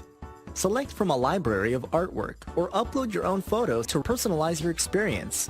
SoundArt ushers in an era of invisible, beautiful, and amazing sound throughout your home and redefines your entire entertainment system. The need to reclaim your floor space and rid your home of unsightly speaker boxes that need to be bolted to the wall is now a thing of the past. Our canvas is printed on high-quality permalite by Breathing Color. And select from our gallery or upload your own. Standard sizes include 16 by 20 and 18 by 24 canvas wrapped. Custom sizing is available, as well as surround sound options.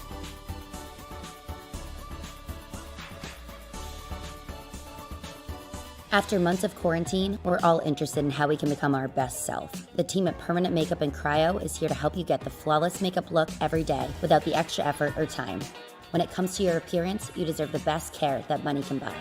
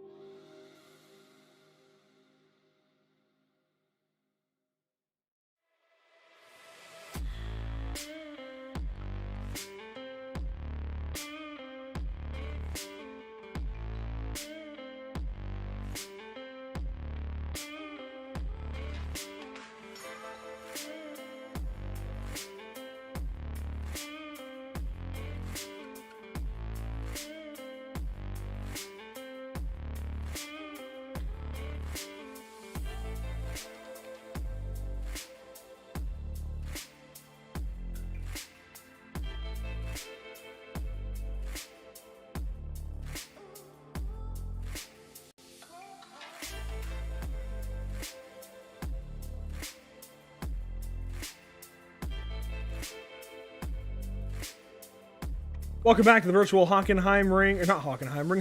I knew I would do that at least once today. The names are too similar to have on the same schedule, but we will quickly go through the field here at the bottom, JP, and we do once again acknowledge and apologize for any paint discrepancies. Unfortunately, when something like that goes wrong, I promise you that is outside of our control. We've already gone through the necessary steps. Hopefully things cooperate here, but if not, we will do our best to articulate who's who in the zoo, and I know it will get confusing. Don't worry, we will be confused as well, but your top 10, you can see him taking shape there. Brady Lubinow starting from that 10th spot. Of course, Victor Miranda, Luke Krause up front. Pro-Am pole going the way of Lawrence Zavadiel. Neto Nascimento starting from 4th. A whole lot of great names up there, and even in this further back portion of the field. Race 2 on the day on the way here, and green flag is out.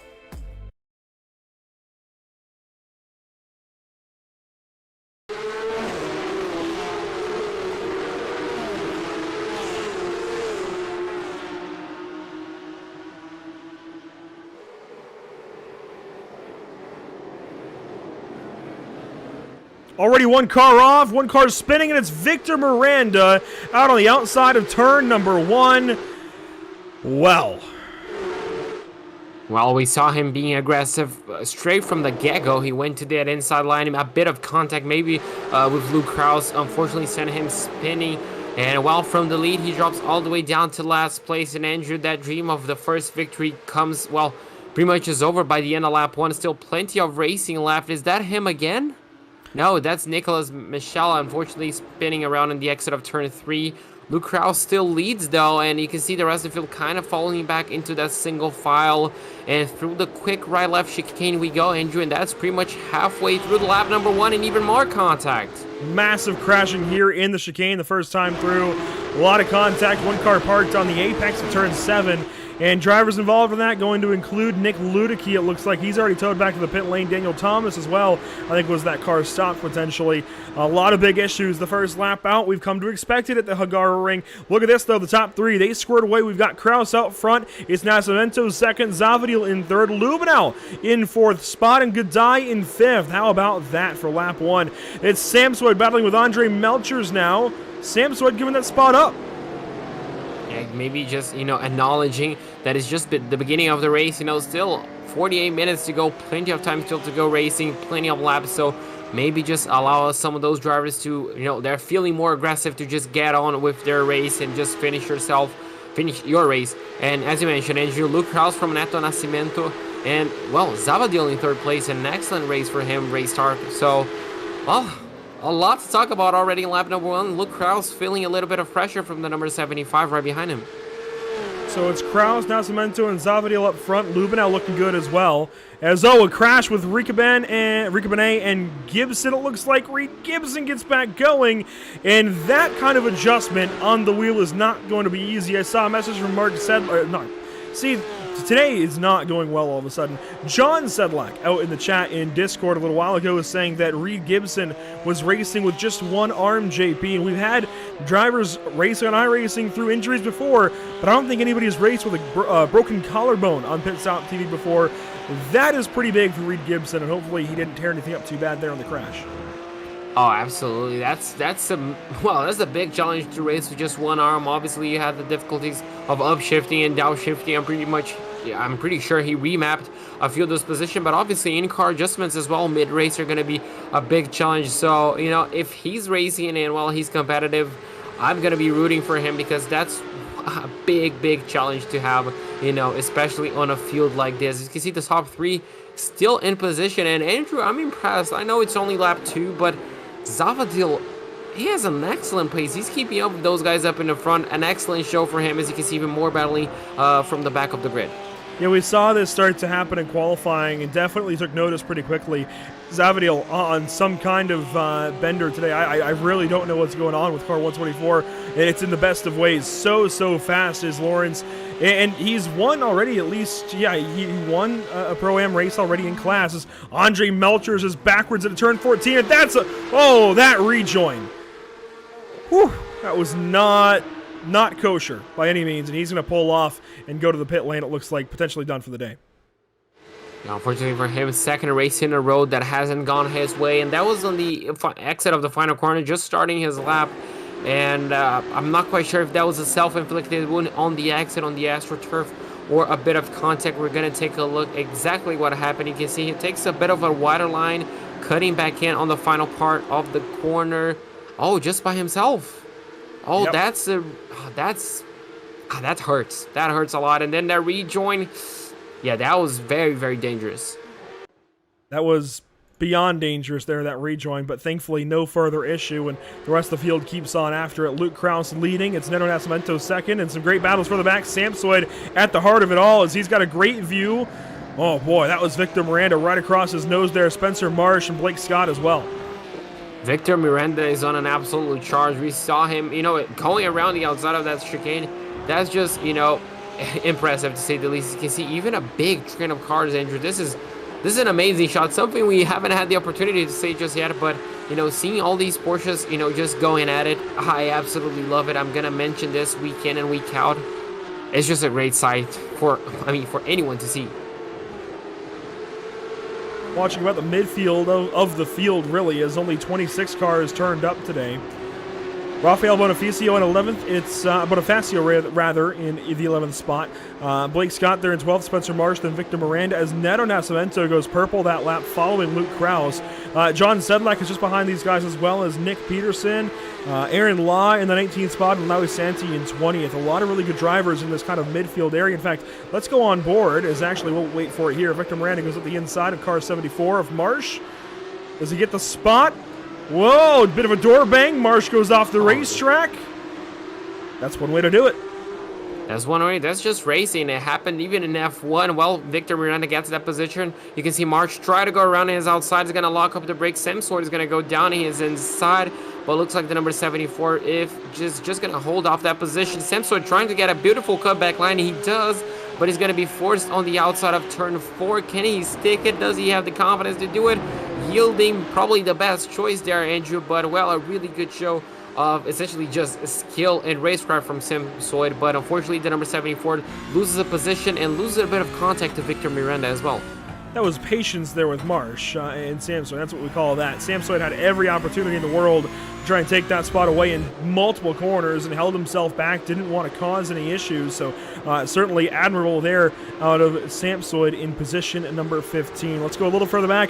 Your last battle on the racetrack, it looks like, at least your furthermost to the rear, is Nicholas Michel in position 21 and Laui Santi in position number 20. Santi, the car ahead, in car 133, and we're on board with Michel now.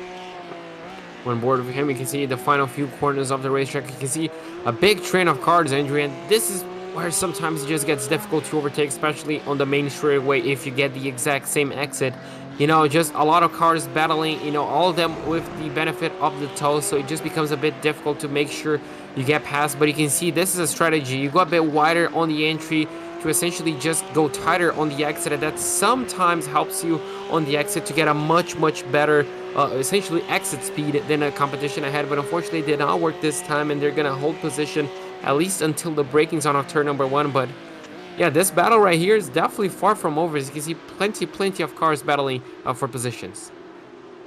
Really good stuff here in the mid to backfield. Let's go up front though, as Neto Nascimento putting some pressure here on Luke Kraus. Luke Kraus got that win at Long Beach a week ago and has been good in every single round so far. There's a reason he's second in points, but this is something different out of Luke. Even last week it was a contested win, certainly. It didn't come without, I guess, without earning the merit, but Neto Nascimento is going to give him a run for his money. We've not seen this out of Neto just yet. We haven't seen this kind of amazing run.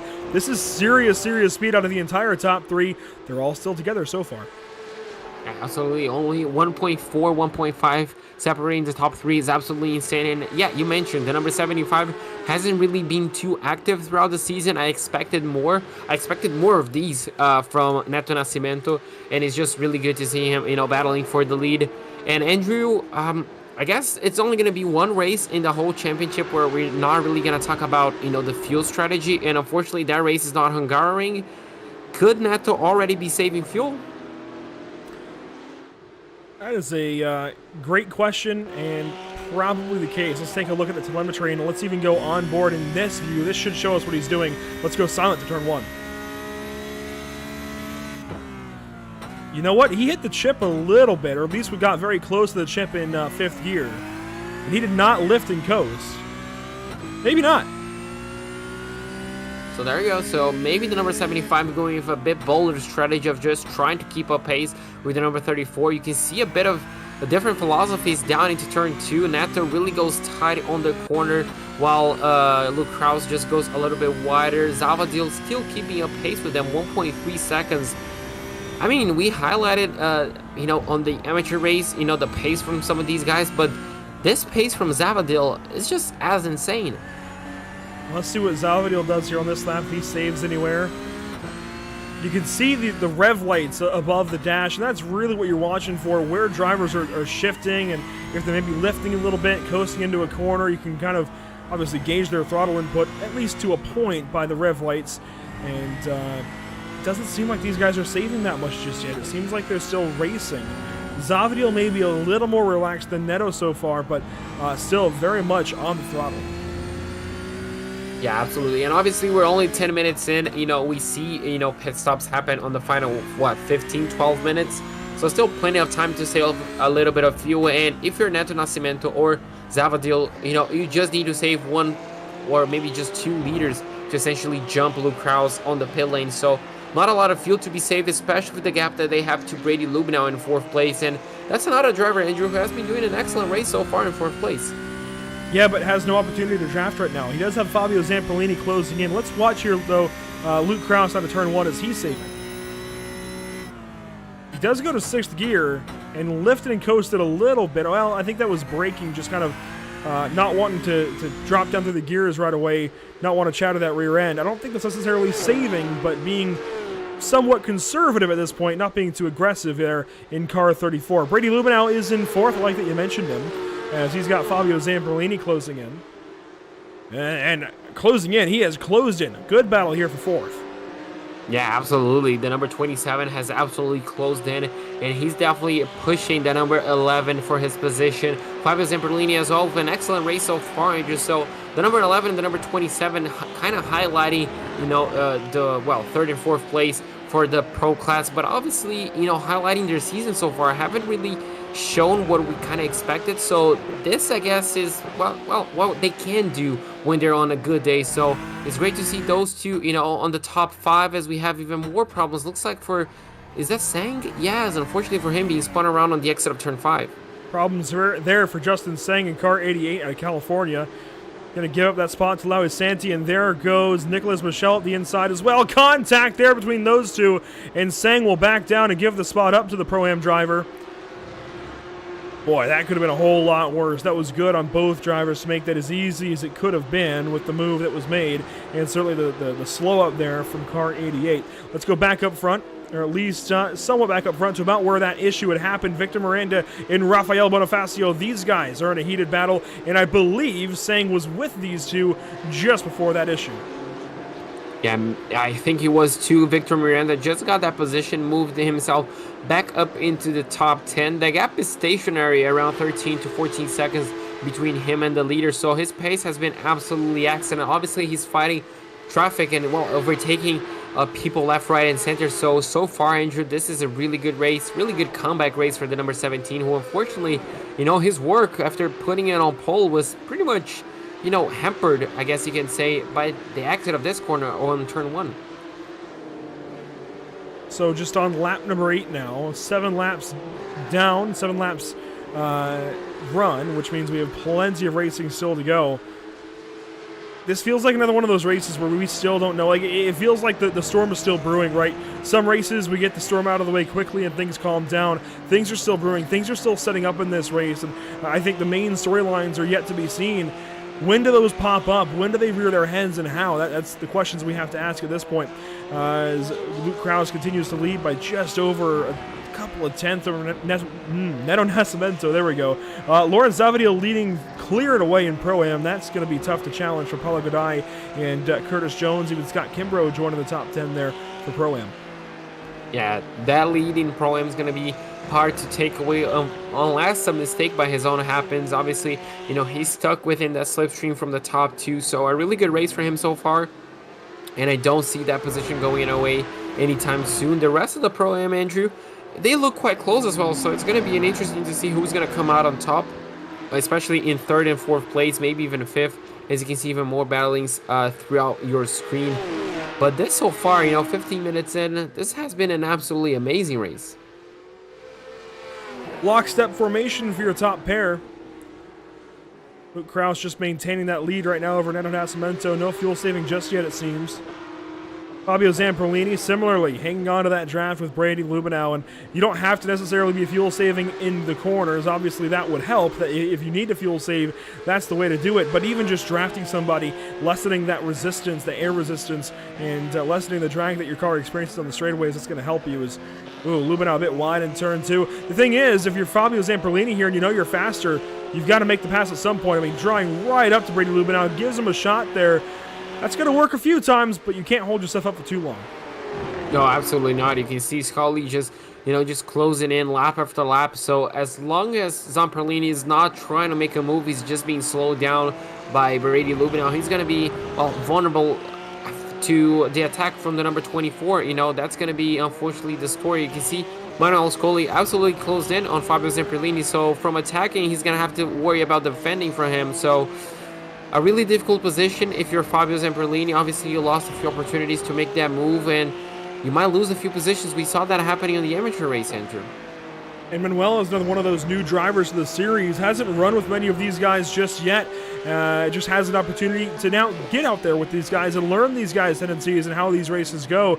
And is doing fantastic. 6th place so far as we are about 16 minutes into this race. Fabio Zamperlini, a former series champion within the league. And that was a low percentage pass. I'm sorry, but thankfully, no crash. That was definitely aggressive, but regardless, Fabio Zamperlini, one of the best guys out there, some of the best racecraft, some of the best, I think, sportsmanship that we've seen in this series. To be challenging him and that bit of contact on lap 9, lap 10 is certainly a feat in and of itself. Unfortunately, that contact was made, but we keep racing. Yeah, absolutely. Oh, and the move comes straight back. Fabio Zamperlini, well, he wasn't really aggressive with Brady Lubenow, and he gets the position back. And, they're going to battle. You can see on the timing sheet, Scully gets that position back for the time being, but Fabio's going to have the inside line. He goes deeper on the braking to kind of cover that. There's going to make a little bit more contact, not quite, but, he gets the position back, Andrew. And if you're Fabio at this point, you're just going to be focusing forward to try and drive away from the driver behind him and maybe close that gap back up to Brady Lubenow, who's, nearly 2 seconds ahead of you. I know we want to imagine that he does have his eyes up right now, but let's be honest, Manuel Scully definitely got in the head right there, Fabio Zamperlini. That move into turn 1 was unexpected even for me. I didn't think that was going to happen, so definitely I think Fabio a little bit flustered of what happened there in turn 13, that last lap through. Made it known, made that big move into turn 1, and almost even contact again in turn 2. So these guys are racing hard. These guys are after it here on lap number 10 of nearly 30 as we're projected for 29. That might drop down to 28 depending on race pace and the pit stop that we have looming. Some more battles throughout the field. Well, let's just go right behind these guys, actually. Some Pro-Ams that are getting after it. Paulo Goday in car 933, Curtis Jones center screen in car 999, and Scott Kimbrough in car 117. 3 Pro-Ams in a row. They're battling for 2nd, 3rd, and 4th in their class, some ways ahead of Rafael Bonifacio. It's a really good battle to keep an eye out for, and this is a battle that looks like it's not going to go away anytime soon. And Andrew, this also could have big implications on the championship as well. It's going to be Manuel really good Scully to keep it. is in the pits. Oh no! This could be a pit stop. Yeah, he's coming down in the middle lane. This could definitely. Yeah, it is. This might not be end of the day for him. He might have just hit his fuel number and want to come in early. Does chatter the tires, and that is going to hurt him. It took him several extra seconds just getting into the box and getting rolling with the pit stop. We'll see where he exits and exactly how long this stop takes. It's 9.3 in the box and about 30 seconds in pit lane. So we'll have to see how that compares once we get some more pit stops from drivers further up in the field. Now, Laui Santi is on his out lap, and he may well be on the same strategy here. 9.58 in the box, a little bit longer than Manuel Scully, but faster in the lane. Look at that 2-second difference in the lane. Yeah, and that's just sometimes the mistakes that happen. As you mentioned, shuttling the rears, essentially just locking up your rears. That's going to cost you a lot of time. And, as you mentioned, 9.3, that's going to be the time that we're going to be aiming for in around, what, 15 minutes, Andrew, you would say, for the rest of the field to come down in pit lane.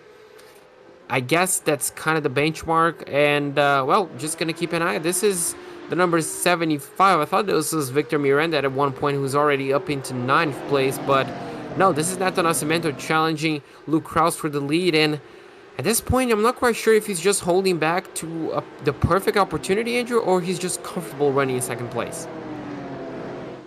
I think he's saving fuel. I really think he is. Maybe not aggressively, doesn't want to hamper his pace or anything, but he's definitely saving a little bit as the rest of the top 10 goes on by pit lane. Not often to come in just yet. You mentioned Victor Miranda. He is in the 9th spot so far, just behind Scott Kimbrough, who we were looking at a little bit ago. That three-way battle, of course, with Kadai, Jones, and Kimbrough, still nice and tidy. And I've enjoyed, this has been a really good race, actually, in terms of racecraft. Seeing proper racing out of these drivers.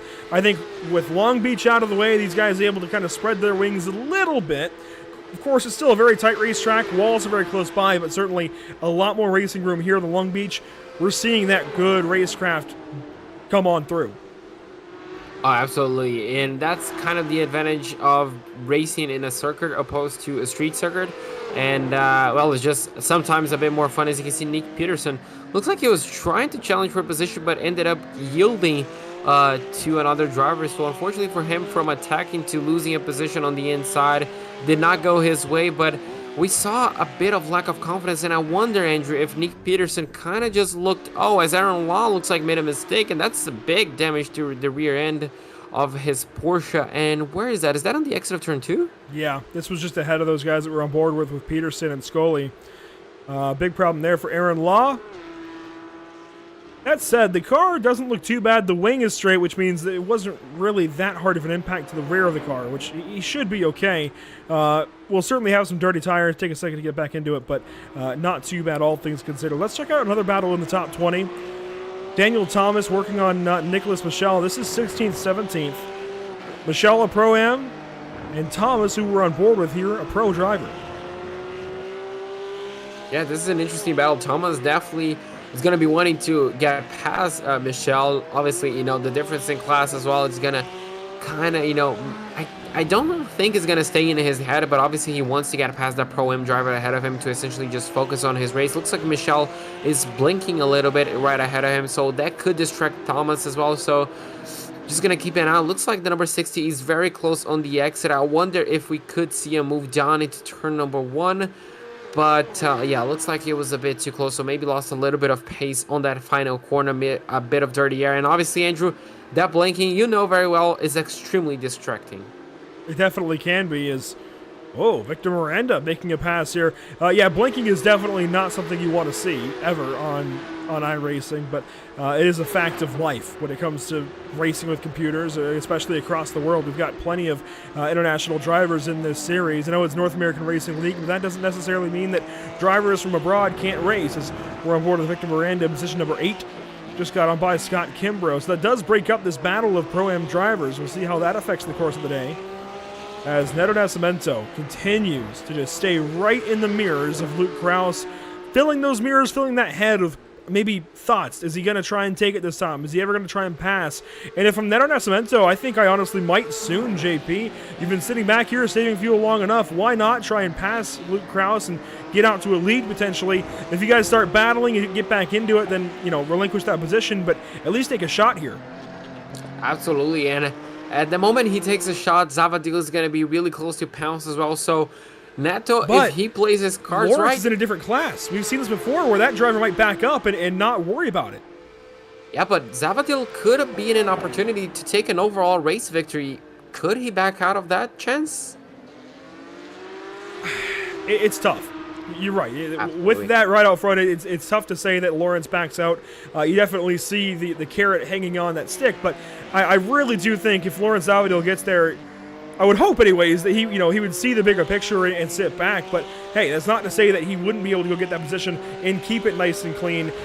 It's just a matter of kind of risk versus reward. You want to risk that, even though really your class position doesn't change at all.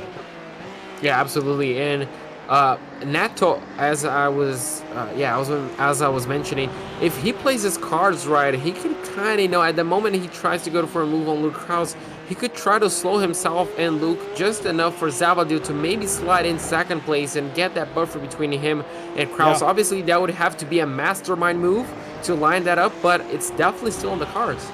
You're absolutely right. That would be a dream scenario here for Neto. As we work up to halfway in just a few more moments, that would be perfect. That's everything that Neto Nascimento would need right now, is to be able to get ahead of car 34 and put that buffer between he and Luke Krause. And that would help him in the pit lane, because again, he's got the edge at the moment. Whether he's saving aggressively or not, he's got the edge right now just by sitting in the draft and being able to lift a little bit, potentially getting to the back end of Luke Krause and pushing him out ahead instead of trying to take that position. So at some point, I think the shot is going to come.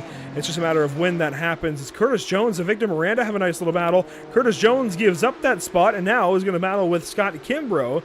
So Miranda, after the lap 1 mishap, is already back up to 7th, JP. It's an impressive pace for him. I kept an eye on his delta between him and Luke Krause since the beginning of the race.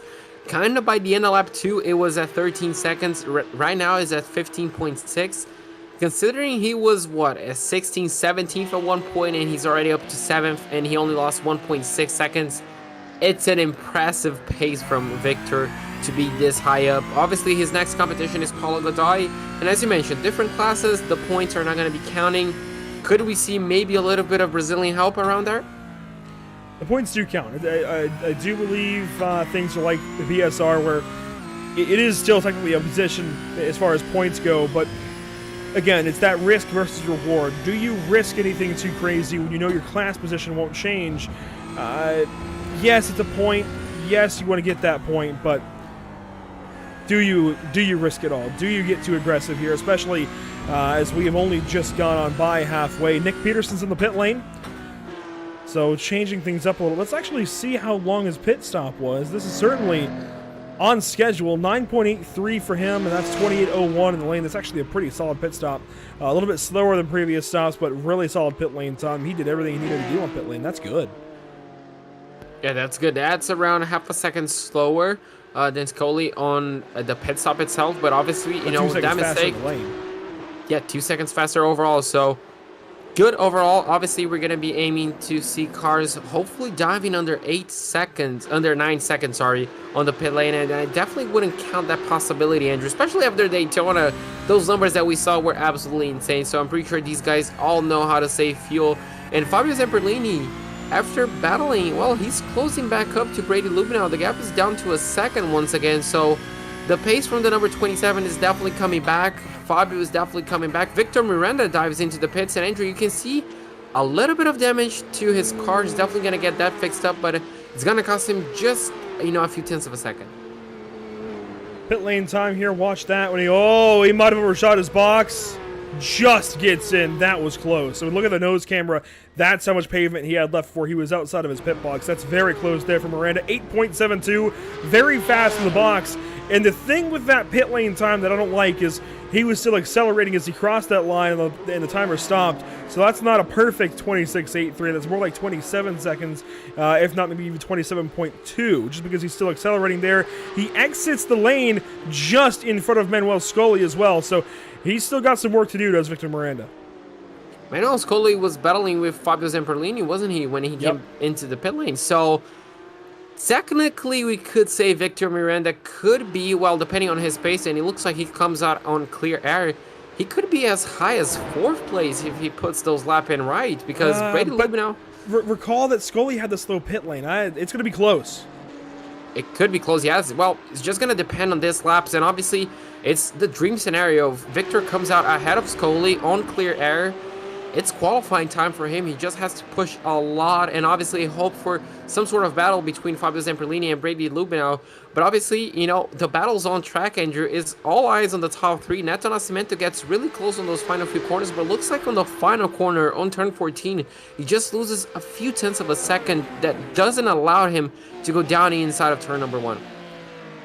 Yeah, this battle is certainly going to happen at some point, and it may not happen on the racetrack at all. It may happen in the pit lane entirely. It may just be a matter of pit stop time that sorts out this race, but these two nose to tail for so long, something's going to have to give at some point, right? And again, it may happen only in the pit lane, but eventually these two are going to figure something out, and obviously the benefactor's going to love it, but the other will not. Oh, absolutely, and I just cannot wait to see if this move is going to be done on the pit lane or the pavement on the race. You can see an 8.2 second stop. We just saw Simsoid. How quick is his stop going to be? Around 8 seconds as well, 9.6. So a bit slower by him, unfortunately. 0.3 of a second slower than... Neto Nascimento goes to the lead. Luke Kraus, side by side. And that happened in the chicane as well. Now down to turn number 8. Neto Nascimento has the right side, finally making that move, but Luke Kraus is not giving it up easily. And Lawrence Zavadil sitting back saying, do I want to take this? Do I want to try and make an opportunity? Well, not just yet, as Luke Kraus gets right back in behind car 75. Neto going to defend. Luke takes a look right now. Back left early on the brakes there is Nascimento. A bit of a door ding, a bit of a mirror touch. And they get back after it for turn 13. Beautiful racing throughout. A bit of contact, but clean. And, well, the number 34 unfortunately loses that lead. He's going to be on the position right now to save a little bit of fuel. Neto Nascimento gets the lead. And as you mentioned, Zavadil just kind of, just hanging back, maybe waiting for a bit more, I guess you can say, extreme contact between those two. But unfortunately for Zavadil and luckily for the racing aspect, it was just a bit of contact. On board with Lawrence Zavadil, and he chipped 5th gear there. I'm surprised these guys are staying in 5th at the end of the straightaway. I really, really am. 6th gear is going to burn a lot less fuel, boys. I know everybody talks about throttle position in iRacing and saving fuel on iRacing, but gears will still help. Just changing gear a little bit earlier is still going to help, and I'm really surprised these guys are staying in 5th gear as long as they are. I heard the chip there for car 124. Some pit stops further on back in the field. Here's Blake Scott on the pit lane. So he's going to come down. Obviously, we're aiming for a sub 9 second stop. We saw that at least 2 times so far. Blake, is he going to go for a sub 9? Oh, no, that's a longer stop, 9.7. So not the greatest. His pit lane time should be around 28.5, I'd say. Is that on the money shot? Oh, look at that, a 28.4. Yeah, I'm going to play the lottery in a few minutes because that was almost bang on. So he's going to come out, looks like in a bit of clear air, and yeah, he should just return his race. So interesting is going to be, well, Neto Nascimento's and Zavadil as well, Andrew. I kind of just completely missed. He could just be saving fuel. He could leapfrog these two on the pit lane. Now, with Nascimento taking that top spot and burning some fuel to do it, does Lawrence Zavadil just keep a little extra in the bank here and actually go a little further? We've gone past 30 minutes in this race. Pit stops are going to happen at any point in time for the rest of this top half of the field. In fact, 12 cars yet to pit just yet. At some point, these guys are going to have to pit. Oh, absolutely. They're going to wait until the last possible second. We might even see the rest of the top 5 coming down into the pit lane. You can see Scott Kimbrough coming down. So he's the first one between the battles of Paulo Godoy and Curtis Jones to come down into pit lane. So sacrificing a little bit of that battle to maybe get them on strategy. We're just going to have to wait and see how long that pit stop is going to be. Once again, hoping for a sub 9 second stop. Don't overshoot your box. There we go. 1, 2, 3. Andrew, it's 9 seconds, but it definitely feels like an eternity. 9.63. So once again, should be around 8.5, 8.4, 28.5 second stop. 27.7. So a really good entry for him. That is slightly long, but a really solid pit lane time. You're right. We'll see how that helps or affects Scott Kimbrough the rest of this race as he gets back out there. Boy, it's just so hard to get a feel. We never know what's going to happen in these races. It's so hard to get an idea of how these things are going to go. And with 15 minutes to go almost, we still have 11 cars out front. Neto Nascimento, Luke Kraus, Lawrence Zavadil, Brady Lubenow, Fabio Zamperlini, Paulo Godoy, Curtis Jones, Spencer Marsh, John Sedlec, Nicholas Michel, and Daniel Thomas have not pitted yet. Can you believe that? That's crazy. And I dare say they're pretty much all going to come down in the same lap. I definitely think as soon as the leaders dart into the pit lane, oh, there we go. Luke Kraus and Zavadil follows him. He wasn't going to follow. I That don't was a think so. last-minute decision. Yeah, I think you're right. Kraus is in and certainly working the track limits there on entry. Zavadil does the same. Right down to pit speed. Does anybody else follow? Lubinow, no. Zamperlini, no. Paula Godai, no. Curtis Jones, no. Spencer Marsh, he might. And he does not. John Sedlak, does he come on in? Nicholas Michel, potentially.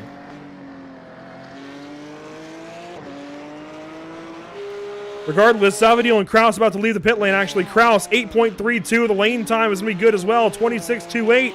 That is faster than Victor Miranda by some margin. Zavadil long in the box, 9.3. It's a 33-second pit. He must have had a hold-up getting into the box. That is terrible.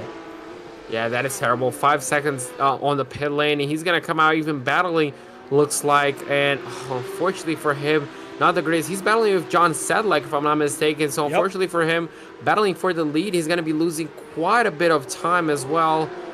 Oh, just it all went so wrong in the pit lane where we thought, Andrew, it could have been his opportunity. That's where these races are won and lost. That's just the way it goes.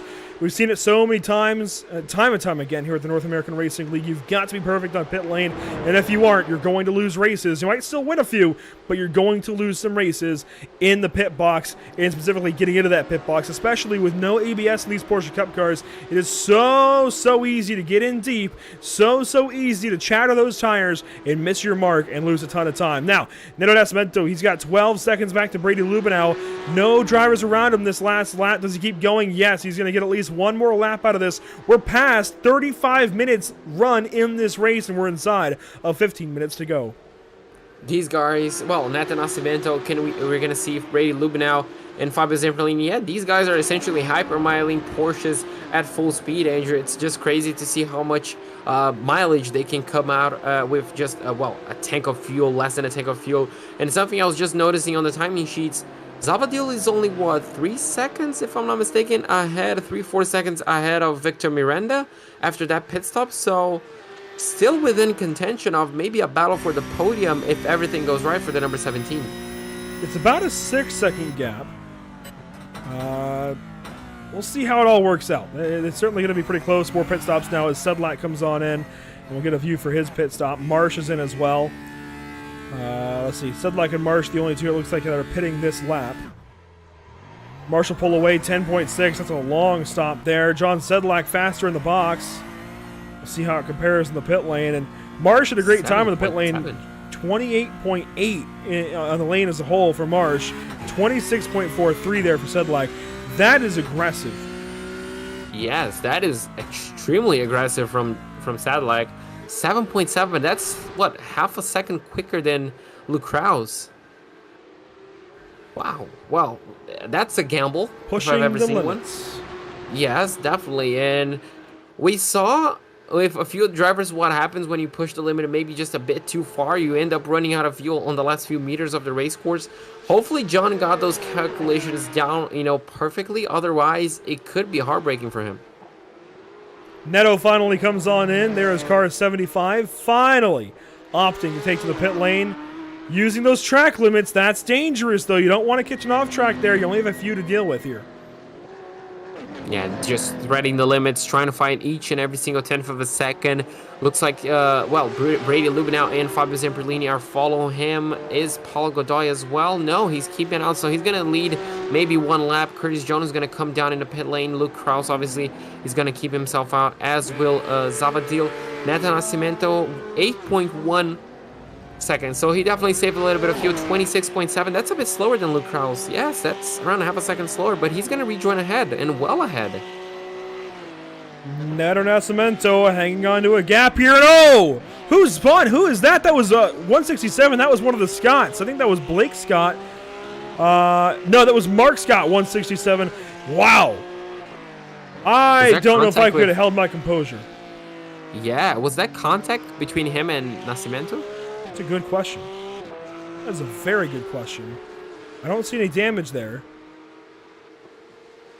Well, drama is kicking up, and that is no surprise. Zavadil comes out some 5 seconds behind the guys that he was battling previously. some 5 seconds behind Luke Krause. That's pretty big. Zamperlini only 4 seconds back of Zavadil. So Zavadil will still hang on to a top 3, it looks like. It's certainly still a Pro-Am lead, but not in the same fashion that he had imagined. Fabio Zamperlini, however, is going to hang on, well, gain a spot over Brady Lubenow, and by some margin as well. 1.6 seconds quicker on the stop. That's going to change things up, and there is Victor Miranda. Yeah, Victor coming out just behind Brady Lubenow. Brady's stop was a bit slower, 9.1, but Fabio's was 7.5. That's the fastest we have seen, and he almost cracked the 25-second pit stop time, the pit lane time. So really aggressive from Fabio Zamperlini. We're just going to have to wait to see if that's going to, ended up, working out for him on the final few laps of the race. But Victor Miranda, just, breathing in on their necks. Paulo Godoy, finally the last driver to not come down in the pit lane, finally does so. And, we're just going to keep an eye on his timer because he was battling with Curtis Jonas and Scott Kimbrough before he came down in the pit lane. So we're just going to have to see if his overcut ended up working or ended up backfiring on him. Oh, and Neto Nascimento has a bit of trouble. He's back in the pit lane, a drive-through. Oh, no. Wow. That is race-altering to every degree. Just lost the race right there. A penalty for Neto Nascimento back on the racetrack now. And slots in behind Brady Lubenow and just ahead of Victor Miranda. How about this? This is going to be a titanic battle between the two Brazilians. They're definitely going to be pushing. Oh! This makes me wonder. Was there contact, potentially, with Neto Nascimento and Mark Scott? That ended up causing him to go over the instant limit. I don't think he would have chucked the car into the wall just over the incident limit, JP. I think that there would have been a little more at stake. I wonder if there was a penalty that was assessed beyond that. And let's take a look here. Is there any issue? Mark Scott gets out decently ahead. As a car exiting the pit lane, you do have to yield. Yep. One more time. Unfortunately, as a car exiting the pit lane, you do have to yield to that car that's already on the racetrack. This is a wide view. And Neto just kind of stays there, unfortunately. Now, you can argue Mark Scott's got to make a wider arc around, but Mark Scott is the car that is already on the racetrack, and you do have to yield to that car. Yeah, I think Neto wasn't there at all until the point where contact was made. Obviously, the different lines and the different arc you mentioned, Andrew. So, yeah, unfortunately, that's going to be Neto's fault, at least in our eyes. And unfortunately for him, from battling to the lead, unfortunately, he's going to be DNFing the race. Yeah, potentially had the race win. Fantastic pit stop. Unfortunately, had that bit of contact. And, well, what this does give us is Brady Lubenow, Victor Miranda, and Manuel Scully very close together. Fabio Zamperlini only a little ways up the road. This is all 3rd, 4th, 5th, and 6th ahead of Paulo Godoy, who is 2nd in class. Very good stuff, at least in this top 10. And really, throughout the entire field, there's still some good battles going on. Let's check in with Daniel Thomas, battling here with Blake Scott. Oh, big move there to the inside of the corner, and it works. Yeah, he gets the car slowed down and hits the apex perfectly. He's going to be retaining that position. Will he go defensive down into turn number 2? Yes, he will to, essentially protect even more. And at that point, when you have the inside line and you're hugging that apex, that position is pretty much yours unless you make a mistake on exit. And he does not. But look at how close they are, Andrew. Side by side we'll go again. Blake Scott not giving up just yet to turn 4. He will go. Looked around the outside, and that's a place where you want to sit back and try and get the run out of the corner and shape up for turn 5. Boy, that's a dangerous place to try around the outside of turn 4. Absolutely. You have to be really brave and obviously trust your car a lot to essentially go for that move. But props if you make it work. Obviously, if you don't, it could be very, very harmful. It looks like Victor Miranda is battling a bit with Scully right here. So maybe a bit of trouble from the number 17 car, losing a bit of pace, losing a bit of contact to Brady Lubenow, and falling victims of the number 24. Maybe tires, Andrew. Pushing those tires, for what, 44 minutes, 43 minutes and a half, could be taking their toll. Miranda certainly, I think, on the back foot right now. And Scully's just been good. One of the new drivers in the series, just sitting back and being nice and safe. Nice and quick as well, putting some pressure here on Victor Miranda. This would be for a top 5. They are all top 5 in class, but you want to get that top 5 overall. You certainly don't want to finish 6th when that Pro-Am is somewhere up the road. Scully took a look. Oh, contact there! Didn't these two have a similar happening? It was between Scully and Zamperlini. That's right, okay, yeah, I knew something had happened. Yeah, Scully up the inside of Zamperlini earlier. That looked carbon copy. Gotta be careful with that, I think, as they roll on. Curtis Jones, Scott Kimbrough, they're close together behind. Let's check these guys out. This is Curtis Jones for the 7th position if he can get to and pass Paulo Godai. But, of course, that is also good for 2nd in class if he can get it. Yes, absolutely. This is a really good result in class for these guys. And you can see even, is that Scott Kimbrough following them? Yes, it is. So just a really close 3-car battle for 2nd. So a lot to play for here. A lot of points up in stake, Andrew. And we know how close the championship is and how each and every single position matters. So still 5 minutes and a half for these guys. Only less than a handful of laps. So time is running out. Scott really needs to close that gap to Curtis Jones ahead, and Curtis needs to get a move if he wants to pass Paulo right ahead of him. Now watching a 3-car battle just ahead of these guys. And there are 2 really good 3-car battles that are just separated by a little bit. And if they got a little more near, it'd be a 6-car train. That'd be some really good racing as Fabio Zamperlini tries to sprint away from these guys just a bit with 5 minutes to go. We're on to lap 26, now expecting 28, so 3 laps to go effectively. Yeah, 3 laps to go. Time is running out.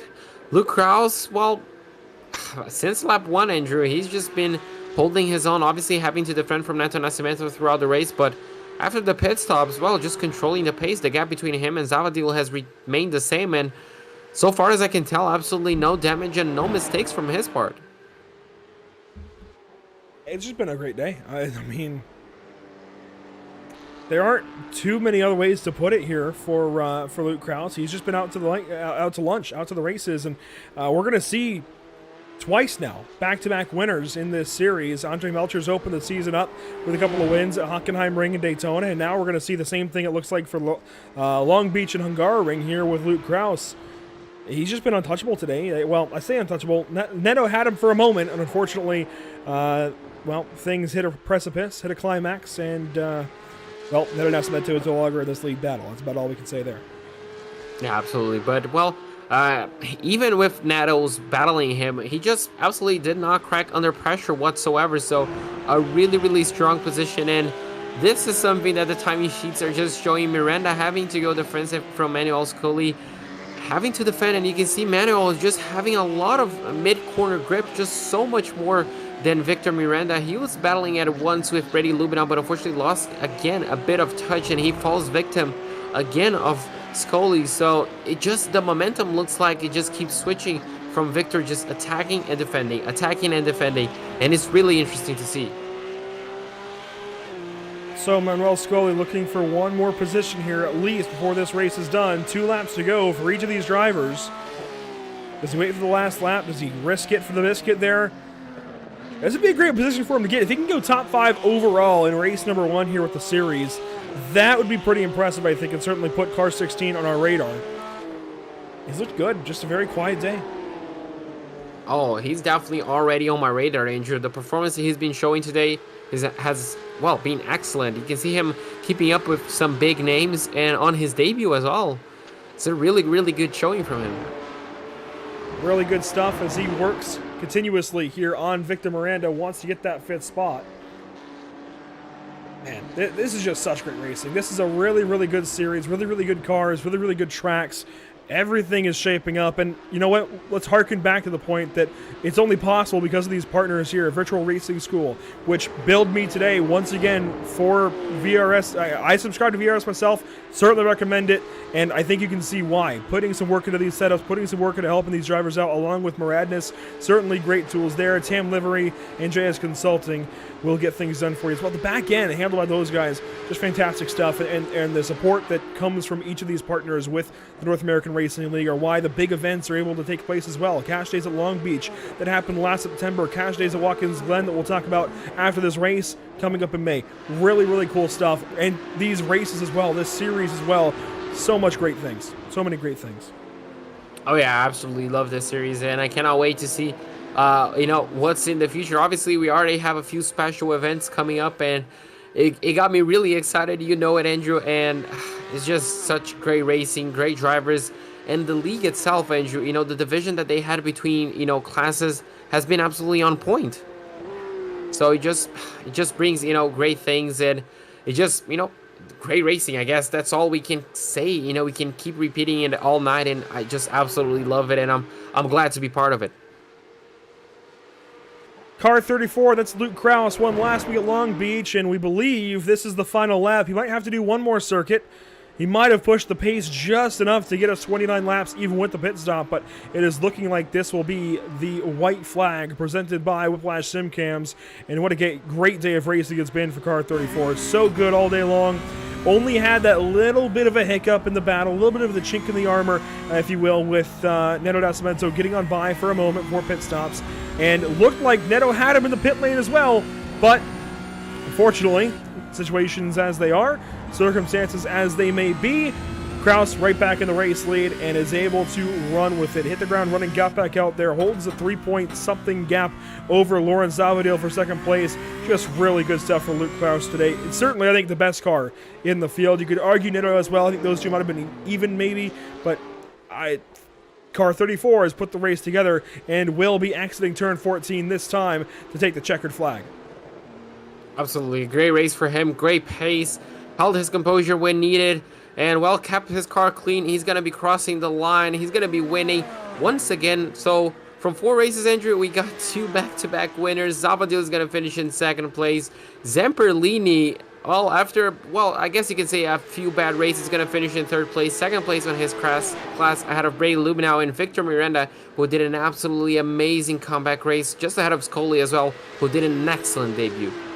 Very cool to see Fabio Zamperlini podium this evening. He's needed a run like this, I think. And to see Lawrence Zavadil on podium as well. That is really cool.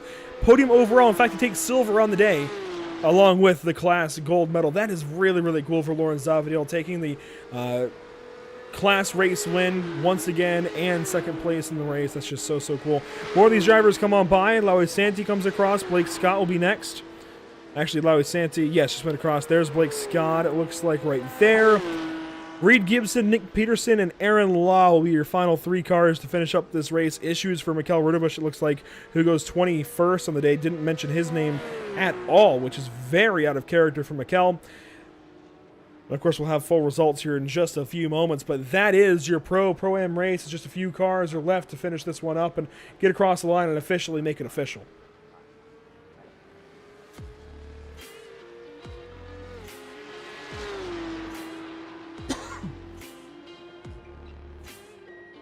So, that is every car now across the line. JP, Luke Krause, 2-time winner on the series. Lawrence Zavadil, second place. Fabio Zamperlini, third.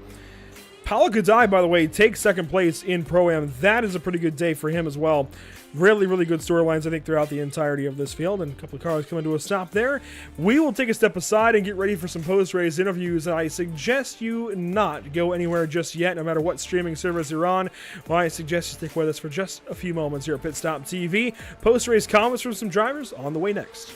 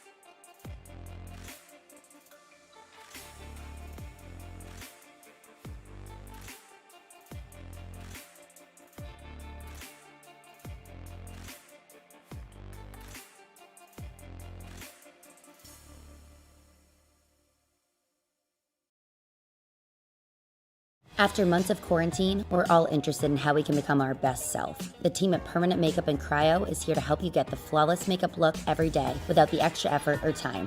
When it comes to your appearance, you deserve the best care that money can buy.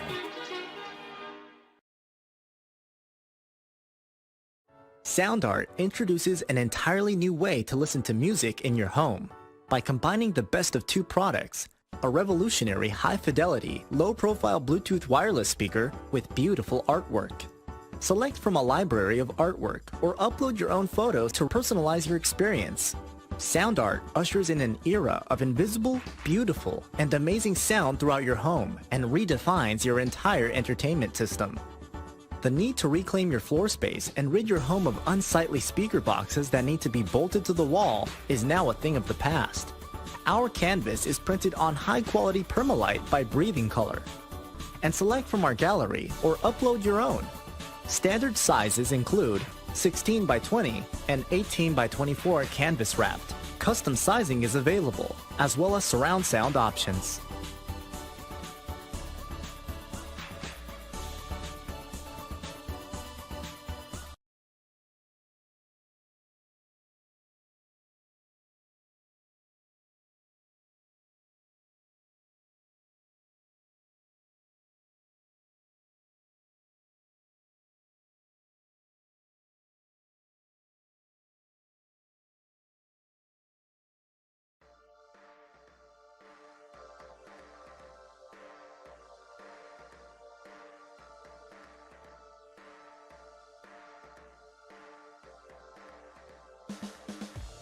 Welcome back to the virtual Hungaroring. 2 races in, 30 minutes for the amateur race, 50 minutes for the Pro-Am race, and fantastic action throughout. That's what we've come to expect with this series, and I don't see it slowing down anytime soon. Welcome back to PitStopTV and coverage post-race now of the North American Racing League Porsche Cup Season number 1. JP, we've had 2 seasons of GT3 racing already. To add on now with Porsche Cup racing has been certainly a tough task, but one that we've welcomed and had a whole lot of fun with. It's been a lot of fun so far.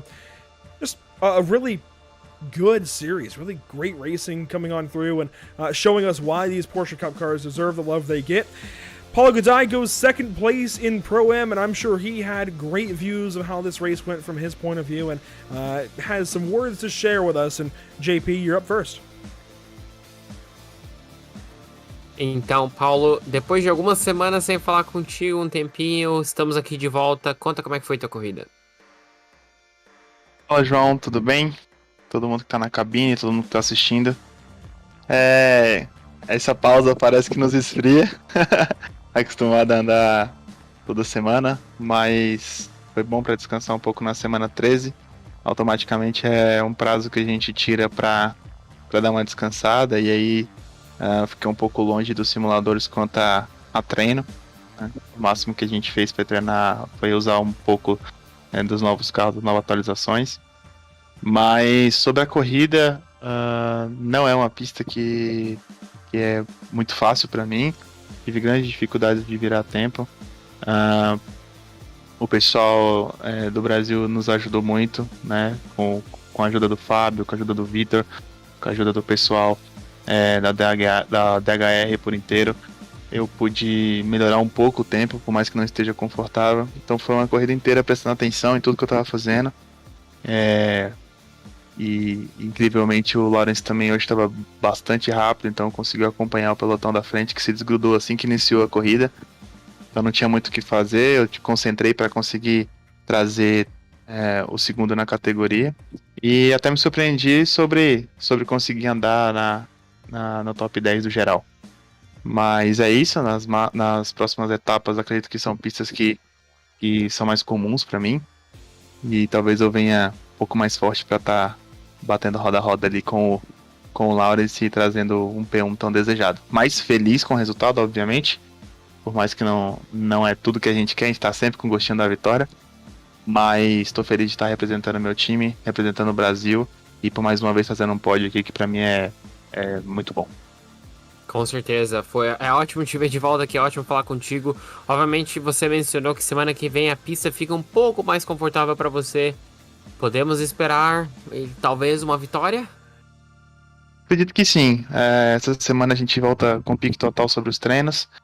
Quinta-feira também tem a estreia da GT3, então começa aqui, eu vou dividir um pouco o meu tempo sobre os treinos, né? Mas é uma semana que a gente volta 100% ao simulador, 100% aos treinos e o ritmo normalmente costuma voltar.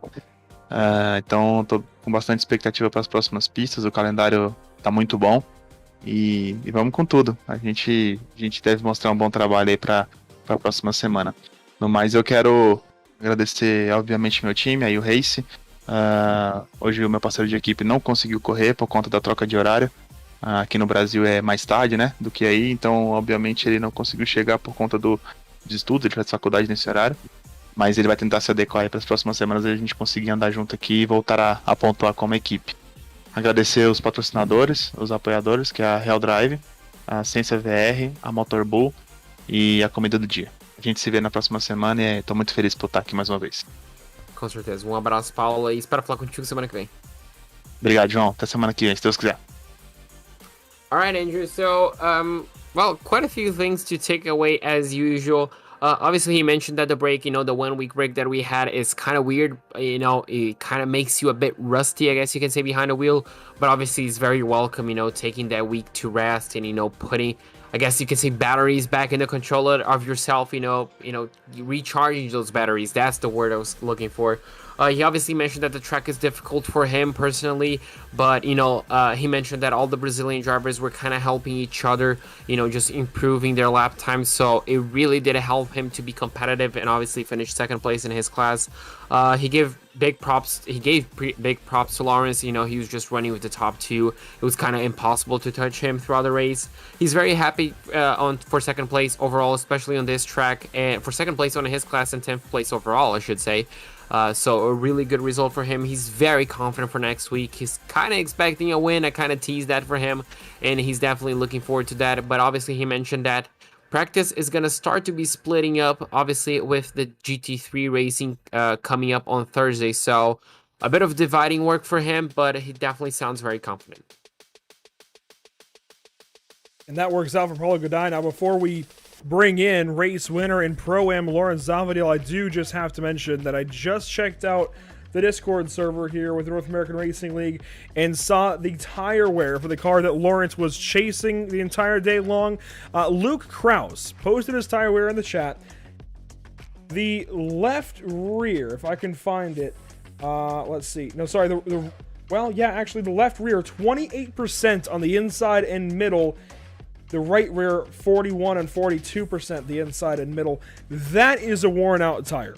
That is just about as far as you could really comfortably ever wear a tire on iRacing, and certainly I think showing that these latest updates with these tire models has done a whole lot of great work here on iRacing. That said, the guy that was chasing him, Lawrence Zavadil, we're not really interviewing you tonight as a Pro-Am driver. We're interviewing you as Pro second place, because that's what you are. Overall second place this evening. How about that run? I am sweating bullets. I was so nervous there that I completely forgot to uncheck my tires entering the pits, and that's why my pit stop was so garbage, but holy cow, what a race. It could be worse. You could have ended up, obviously, not in this top 5 at all, or even, I know there were a couple of moments that it seemed like maybe something could have happened ahead of you. That side-by-side battle with Neto and Luke, what was that like? Coming up to pit stops, I'd imagine trying to save some fuel, potentially. What's going on in your head at that point? Yeah, I mean, I was trying to save plenty of fuel, but those guys, at least at the beginning, were significantly faster than me, and it was taking pretty much everything I had to try and keep up with them. I saved a little bit of fuel there, but and I was starting to catch towards the later part of before the pit stop there. But it took absolutely everything from me to get that position.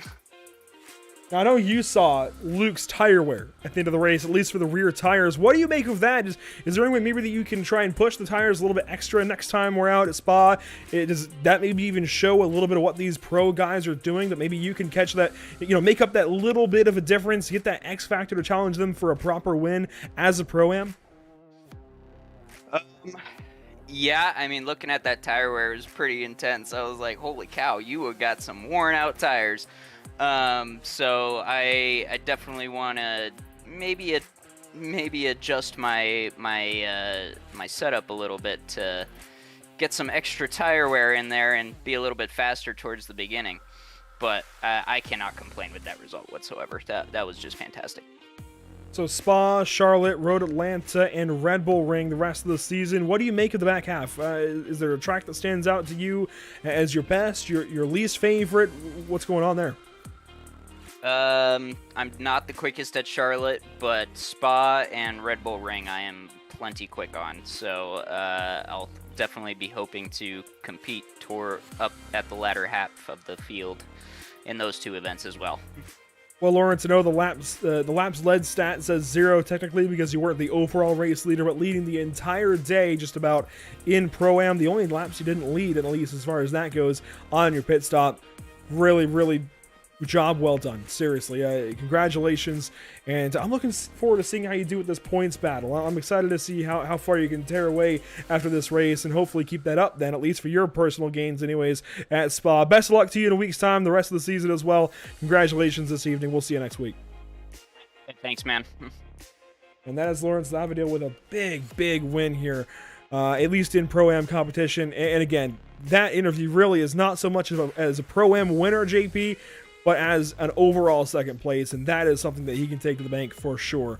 Really big day for Lawrence today. We'll get over now with Fabio Zamperlini, who rounds out the podium overall in second place in Pro. Fábio, poxa, cara, quanto tempo a gente já não conversa. Ótimo te ter de volta aqui. E conta, cara, como é que foi essa corrida? Teu ritmo tava muito forte, teu pit stop foi excelente. Me conta aí como é que foi. Obrigado. Saudade de estar aqui também, né? Poxa, que corrida. A palavra que tem para falar aqui é fantástico, né? A corrida foi sensacional do início ao fim. Cometi um errinho no quali, mas dei sorte. A briga com o Brad foi sensacional do começo ao fim. Aí a gente ele cometeu um errinho, eu acabei perdendo tempo. O Manuel Scully chegou também, acabou me passando, deu um toquinho, perdi um pouquinho a traseira, eu retomei na 2 curvas na sequência. Poxa, a corrida que deu tudo certo numa situação que estava difícil, né? A gente treinou bastante, tem que agradecer bastante ao Paulo, ao Vitor, ao Karadec e ao Laui por toda a semana de treino que a gente teve.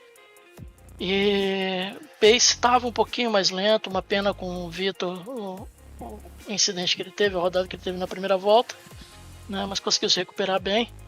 E, poxa, felizaço por estar aqui de novo, conversar com vocês. Fazia tempo mesmo, Paulo.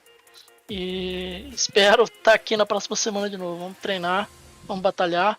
Quinta-feira, como o Paulo falou, a gente está iniciando o GT3. Então vamos ver lá em Road América como que a gente vai se sair. E com o DHR vai estar lá com 2 pilotos, comigo e com o Rodrigo Lepre, que estava no chat hoje aqui na torcida pela gente. E vamos embora para cima, vamos acelerar. Valeu, obrigado. Com certeza, mas antes de você ir, quero que tu fale um pouco mais sobre semana que vem. Como é que tu acha que vai ser a corrida? Acha que teu ritmo vai estar forte novamente? Acha que a gente vai poder conversar de novo? Então, espero que sim. Eu tenho treinado bastante. Eu acho que vai ser um pouquinho mais difícil para mim, porque começa a GT3, a gente também tem que treinar para GT3, então vai faltar um pouco de tempo. E eu tenho um campeonato também no sábado, um oficial do iRace, da Hyundai, que tá eu e o Vitor Miranda lá competindo pelo Brasil, defendendo a nossa bandeira lá. E a gente precisa treinar para lá também, então vai tomar um pouco de tempo, mas é fato, né? A gente treina bastante, a gente se dedica ao máximo que dá aqui, e eu espero sim estar aqui mais vezes, né? Preciso melhorar um pelinho ainda, tenho que baixar pelo menos 1 a 2 décimos no pace, mas em volta rápida a gente já tá lá junto com as feras já. Com certeza, e bom, vou te desejar toda a sorte para Spa. Tomara que a gente consiga falar de novo, não somente semana que vem, mas também na quinta-feira, Mas antes disso aí, quem que você tem que agradecer pelo teu resultado hoje? Bom, o meu time, né, a DHR, que tá todo mundo lá, ó, bandeira brasileira com várias equipes ajudando a gente, né? Então agradecer muito ao Jeff Chiazzi, que de vez em quando passa lá para dar umas dicas, ao Vitor Miranda, da Energy, ao próprio Paulo, da U-Race, né? E os meus companheiros de equipe, o Laui e o Karadek, né? Que estão sempre na luta com a gente aí. Um abraço aí, boa noite. Com certeza, um abraço, boa noite, Fábio, e espero falar contigo quinta ou semana que vem. Vamos lá, espero que seja na quinta já. Na semana inteira, então, fechou. Valeu, um abraço. Até mais. Alright, Andrew, so, a bit of Fabio Zamperlini. He missed the interview, he missed being here up with us, but obviously it's good to have him back as well. He said that his race, his whole, weekend, I guess you can call his whole session, can be reduced to one word, which is fantastic. He had a bit of a mistake in qualifying, so kind of hurt him on his starting position, but, the battle that he had with Ray was absolutely phenomenal by his words. He absolutely loved it. Yes, he had a bit of contact at one point and ended up making him lose a bit of ground, but, he made that up and was battling once again. He thanked the Brazilians again, just like Paulo, they were helping each other. He mentioned that even, a few of the pro drivers that are not even running on this league, hopped in to help them with, car setups, all that sort of stuff, just general tips to improve them. Obviously, he's going to be back for GT3 on Thursday, so another driver that it's going to be, a familiar face for us. For next week, obviously, he wants to be back here. He's very confident, but obviously, with the Thursday GT3 League and obviously the Hyundai, looks like the TCR maybe League of iRacing that he's defending Brazil for, it's going to take up a bit of his time, but he's definitely going to make up some time to practice for next week. And yeah, that's about it. He's really happy to be back, and he sounds confident enough to, well, essentially push him to be back even more times throughout the season.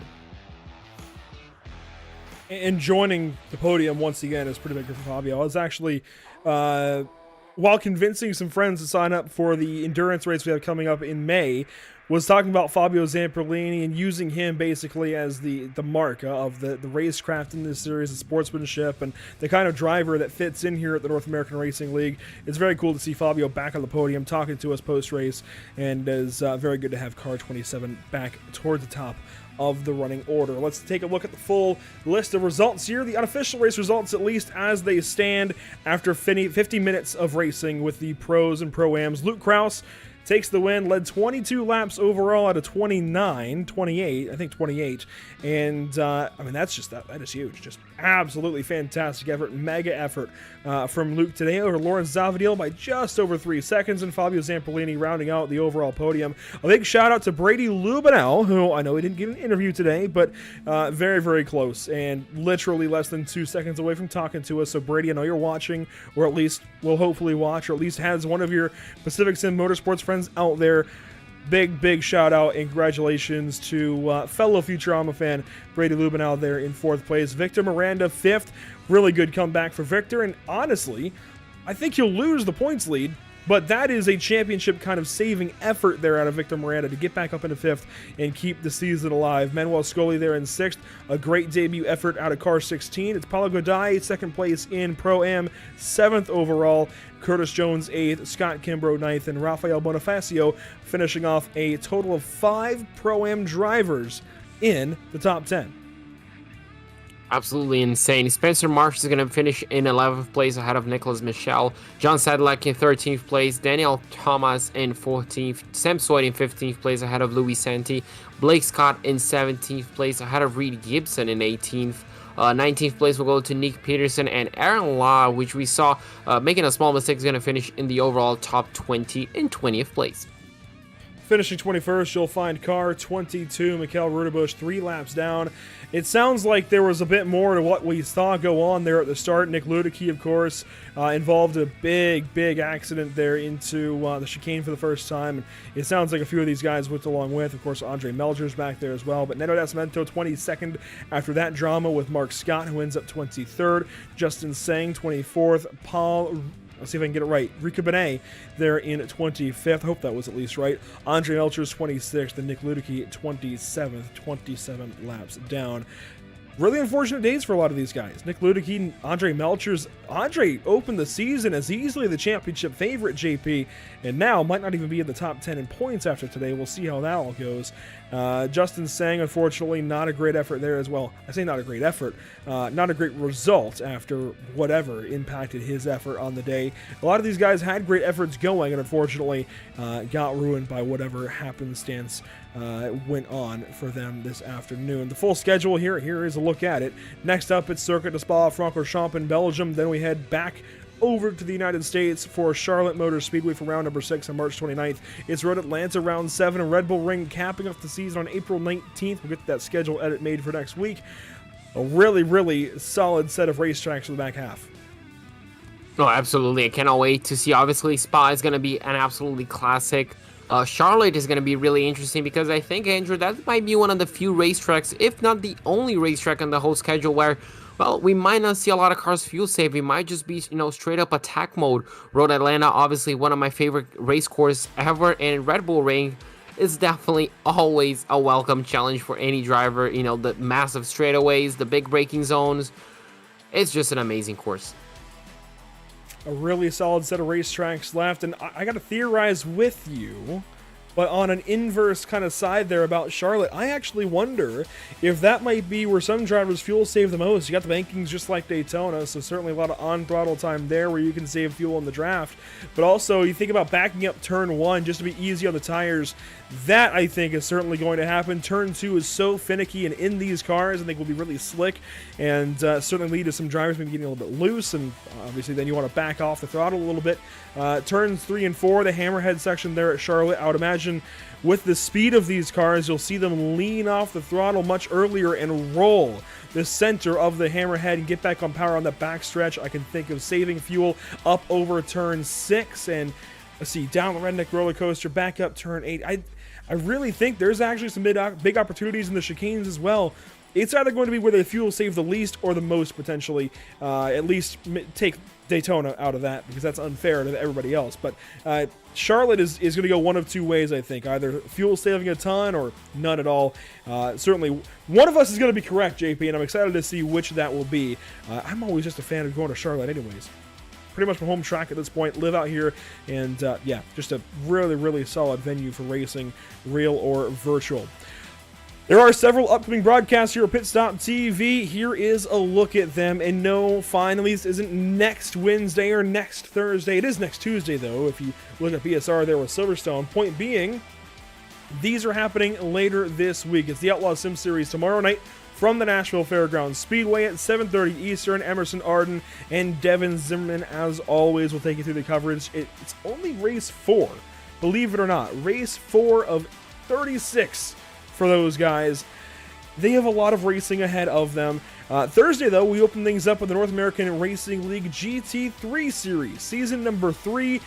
Right back to a bit of familiarity there with the GT3 cars. I'm excited to see how that goes, and opening up one of my favorite racetracks in the entire world, not just the United States, Michelin Raceway, Road Atlanta, down in Braselton, Georgia.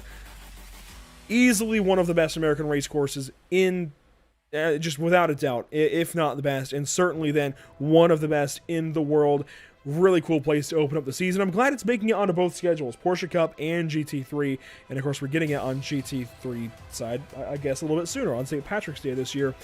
Tuesday we get, well, next Tuesday we get the British Sim Racers returning to us for their second season of 2022.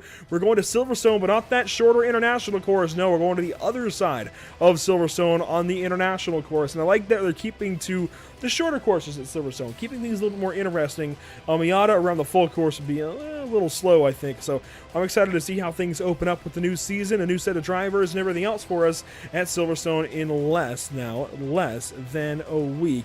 And that will all get started at 8 p.m. UK. And with the time change and everything for us here in the United States, that's still 8 p.m. UK, which is now 4 p.m. here in the States.